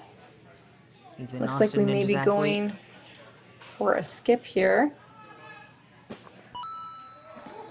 Oh, good save! save! Went for the skip, just able to tiptoe it. He also plays football and he plays violin in the Austin Youth Orchestra. So far, he's playing this course like a fiddle. I think a violinist might have an issue with you calling it a fiddle. You know, I was They're a two very violinist different in my instruments. past life, and I would have taken issue with it myself. Good dismount there. That was a close move, but I like the commitment to it, and I also like the speed with which he got to this point. Now, to play the violin and to play it well enough to be in a youth orchestra, you have to be pretty precise with those fingers. Hopefully some of that precision is going to show itself here, going to the UFO. Well, he went for that Really have to crossover get- technique on the captain's wheel. Very smart. There it is. Exact hand placement, perfect. To the dismount. He is out of there. That will, for the time being, put him in the top 4. And now aggressive on the balance, he's through. Minute 23 to go, loads of time. He could get a solid 2 attempts with a bit of rest. He is taking a pause here. I think he knows he's going to need a lot of power if he's going to get through this mega throwback. So smart choice to rest up a bit, give yourself a little bit more energy in the tank to make this move. He's faster to this point than Caleb, so Wilder has secured his spot in the top 4, but he's not thinking about that at all. He wants this buzzer, and it looks like he's going to go for the throw. Yeah, going for the flipping throw. those hands around, that's a smart move. Here it is. Ooh. Not able to throw it hard enough. But still All right, loads of 44 time. seconds on the clock. Oh, I wish he had rested maybe until 35 or something, but he's going for it. Yeah, he knows he has 2 very fast athletes behind him. He wants to put up a fast clear time. But there's the reach, just not able to make it. Wilder Marsh is going to be out at the last obstacle, but he gets the job done that he ultimately needed, which is to finish in the top 4. Yes, great effort out of Wilder here today. Look at that dismount. Look at that leg kicked back behind. That's confidence right there, and also a lot of great confidence on this agility obstacle. Unfortunately, that does mean we're saying goodbye to Yuno. Caleb Coombs and Grant Ross currently in the top 4, but for all intents and purposes sitting on the bubble, as Luke Shore, one of our 2 athletes that defeated the entire placement course, looks to do the same on the challenge course. Now this course is a little bit more power endurance than it is technique, but certainly you have to have the technique in order to get through it. But at the end of the day, it's a lot of power moves. Starting with this first one up to the mallet, which Luke executes great. Kind of reminiscent of like a mid to late 2010s stage 2. Of course, Nick Fortney is a student in the game and somebody who, if I'm not mistaken, has been on one of those stage 2s. Yeah, a challenge course, I think we were drawing this parallel recently. A challenge course is very close to a stage 2. And Luke is clearly making easy work of this stage 2, although he is getting into the tougher half of the challenge course here. Hasn't used any retries. Hopefully isn't going to have to use any retries on this UFO, because the UFO move in and of itself isn't going to tax you. It's just going through this captain's wheel more than once really saps your energy. Now, Luke, the first athlete to match hands on each spoke at the more old school technique, but it works. Going for the UFO, gets it, although I'm a little bit worried about this grab. I think if he dismounts here, we're going to be okay. That was some vice grip right there, because you were right. Those hands were not nicely placed. I'll say. Well, he's through the balance, and now on to the throwback. Final obstacle of this course, minute 16. That is faster than Caleb, so he has top 4. But a buzzer would for sure put him on the podium, and at this rate would provisionally put him into first.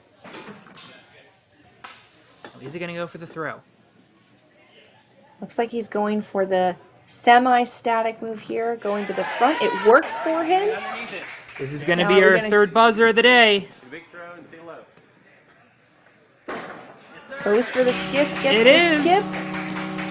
And in record time at that, 2:14, Luke Shore matches his feet on the placement course, clears the challenge course.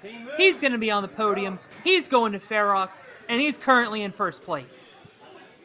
What a phenomenal run for Luke, and also just so great to see him repeat his success from the placement course. That's consistency, and that's what you want to see from your athletes going into the finals. Phenomenal performance from Luke. It'll be great to see him taking on some of our other strong athletes at Ferox in November. And now our final runner, Cooper Thompson. I just saw Cooper on the sidelines running with Luke right to the buzzer. Now, was that friendship? Was it strategy? Was he trying to get a closer look? Either way, maybe a little bit of both. Cooper, I imagine, got that shirt from NSC Youth Championships a week ago. And I know I made the joke about it in the placement course. I was kidding, everybody. We like NSC. We're both, very committed to growing the sport of ninja. Yeah, and very just cool. Gets the dismount. Just got the dismount. And one thing that I think is great about having trained for this NSC Youth competition, those are tough competitions. You have 3 different courses to do in a day, 4 actually. And so that endurance that he's had to train is really going to serve him well here for this course. Gets that skyhook move, and great turnaround here going for the dismount. Yeah, I feel like this challenge course kind of has vibes of like both a hybrid and an endurance from an NSC course. Oh, absolutely. Well, Cooper just motoring through the captain's wheel. That was my goodness. All right, now the defining moment of this course right here. Any athlete that we have seen not get this UFO first try has not cleared the course. He fumbles it. Oh, no. Uh-oh. Pressure's on now. He must complete this obstacle and the next one to be in the top 4, or else it's going to be Caleb Coombs moving on to Ferox. But he looked super smooth through this the first time. Taking a little bit of a more cautious approach the second. I'm hoping Cooper proves me absolutely wrong. He's taking some time to shake out before going for this UFO grab. Here Really goes. needs to commit. Doesn't get it the second time! No. Oh my goodness, Cooper Thompson is out. What a great and run that- to that point, though. Wow, that captain's wheel, definitely the story of the day for these preteens. And here you have your top 4 for the males moving on to the finals. Luke Shore, Gunnar McLarity, Wilder Marsh, and Caleb Coombs. We're going to take a trip through memory lane. We're going to hop over to the female division. Let's take a look at Grace. Now, Grace has solidified her spot going to the finals, and Grace, if you'll remember, had that absolutely insane grab on the skyhooks. I don't know if we have the video of it, but Grace had a phenomenal run. Only able to get through the skyhooks, had some issues on the captain's wheel, and also the first athlete to go for the skip here, and also one of the only athletes able to stick that landing. Savannah had a bit of an ice out, but she had some great moves through the agility, which was really impressive to see. Oh my god. Hopefully we can pull that up in just a second. Yeah, we definitely saw some parallels between the placement and challenge course. First of all, I'm pretty sure the preteen female has, by the way, I guess we, haven't worked out our ninjas enough as they're now trying some challenges on support posts. But if I'm not mistaken, this was the exact order that we had. This is the exact order that we had on the placement course. They matched it on the challenge course, and Carrington Andrews, the only athlete to clear the challenge course, same as with the placement course. And then we had 2 preteen boys clear the placement course. A different 2, although hold on, I clicked the wrong button. We did see Luke Shore complete both, although Gunnar McLaughlin was the second clear of the preteen boys, and he had a tremendous move there on the throwback. He was able to static and hang on the throwback. Are we done, though? Now we're taking a look at our athletes here. This is Gunnar. He got a little hung up there on the skyhook, but was able to make the dismount.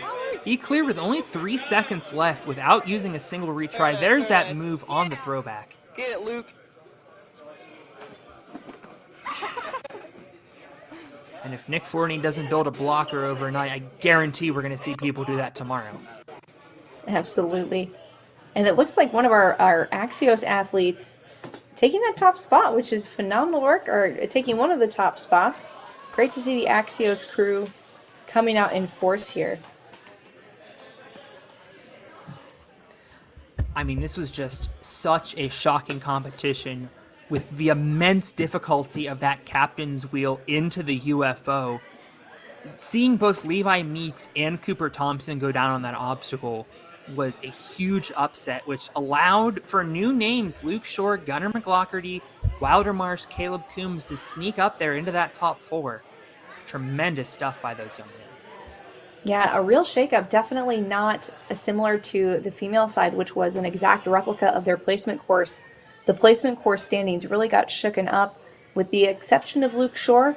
Luke Shore was in one of the top spots and able to hang on to that top spot, which I think bodes well for him for his attempt at the finals. So, tomorrow we are going to be back, and I will not be on the mic, but Alex, you will be, and I know you've done your research. Who are we looking forward to seeing tomorrow? Well, obviously you see the 2 athletes there on your screen, Sam Folsom, Isabella Wakeham, 2 incredibly strong athletes. The female division is going to be one of the most hype competitions of this Premier Series.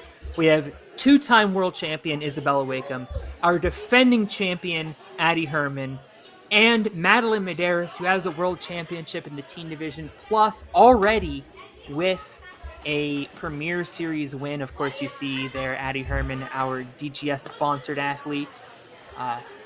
hopefully we'll get to see more sponsored athletes. So if you are an athlete looking to make a name for yourself, get a sponsorship, we do have that available for you.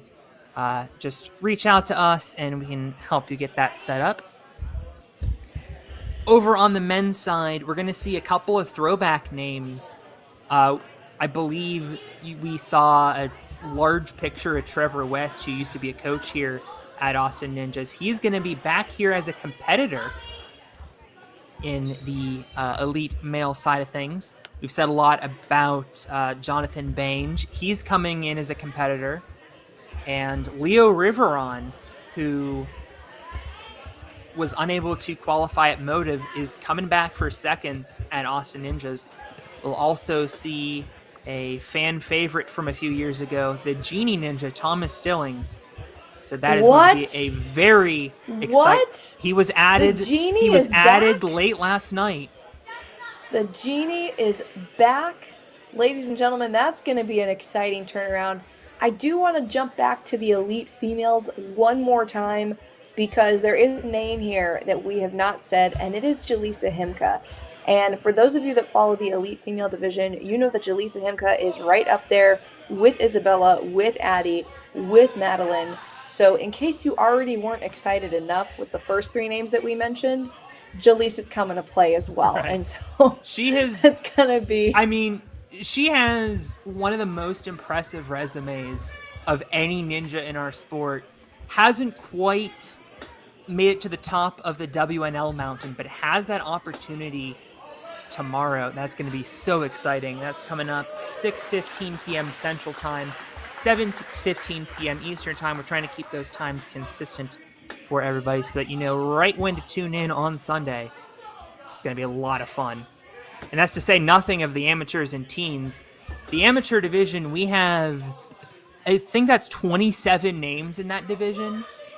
Wow, stacked field as well. You've got Zach Keenan, your returning young adult world champion, about to absolutely throw down. You have Cody Dolan, who's a 3-time WNL world finalist, and so many other names here.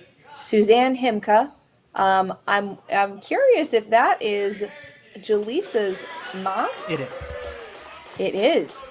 So we're gonna have to see if the Ninja Genes run in the family. But making it to the top 25%, getting the invite to compete in the Premier League, definitely an ode to and a foreboding, a positive foreboding, foreshadowing, if you will, of what we can expect from her. And some names you may be familiar with over on the teen side, Meredith Kim, one of the top teen female athletes. Her and KK have been right at the top of the South Central for a few years now. Plus Asa Solberg, another very strong athlete. We're going to see a lot of athletes that made it deep into stage 2 in that teen division. So much to look forward to, so we will let you get on with your Saturday and get rested up for Sunday. Mary, take us home. All right, everybody, it's been fun, but this is Mary, the commentator ninja, joined by Alex Cunningham. We've had a super fun time commentating today, and we will see you back here tomorrow for the amateur division, 10 a.m. CST and 11 a.m. Eastern Standard Time. Thanks so much. Have a great night. Peace.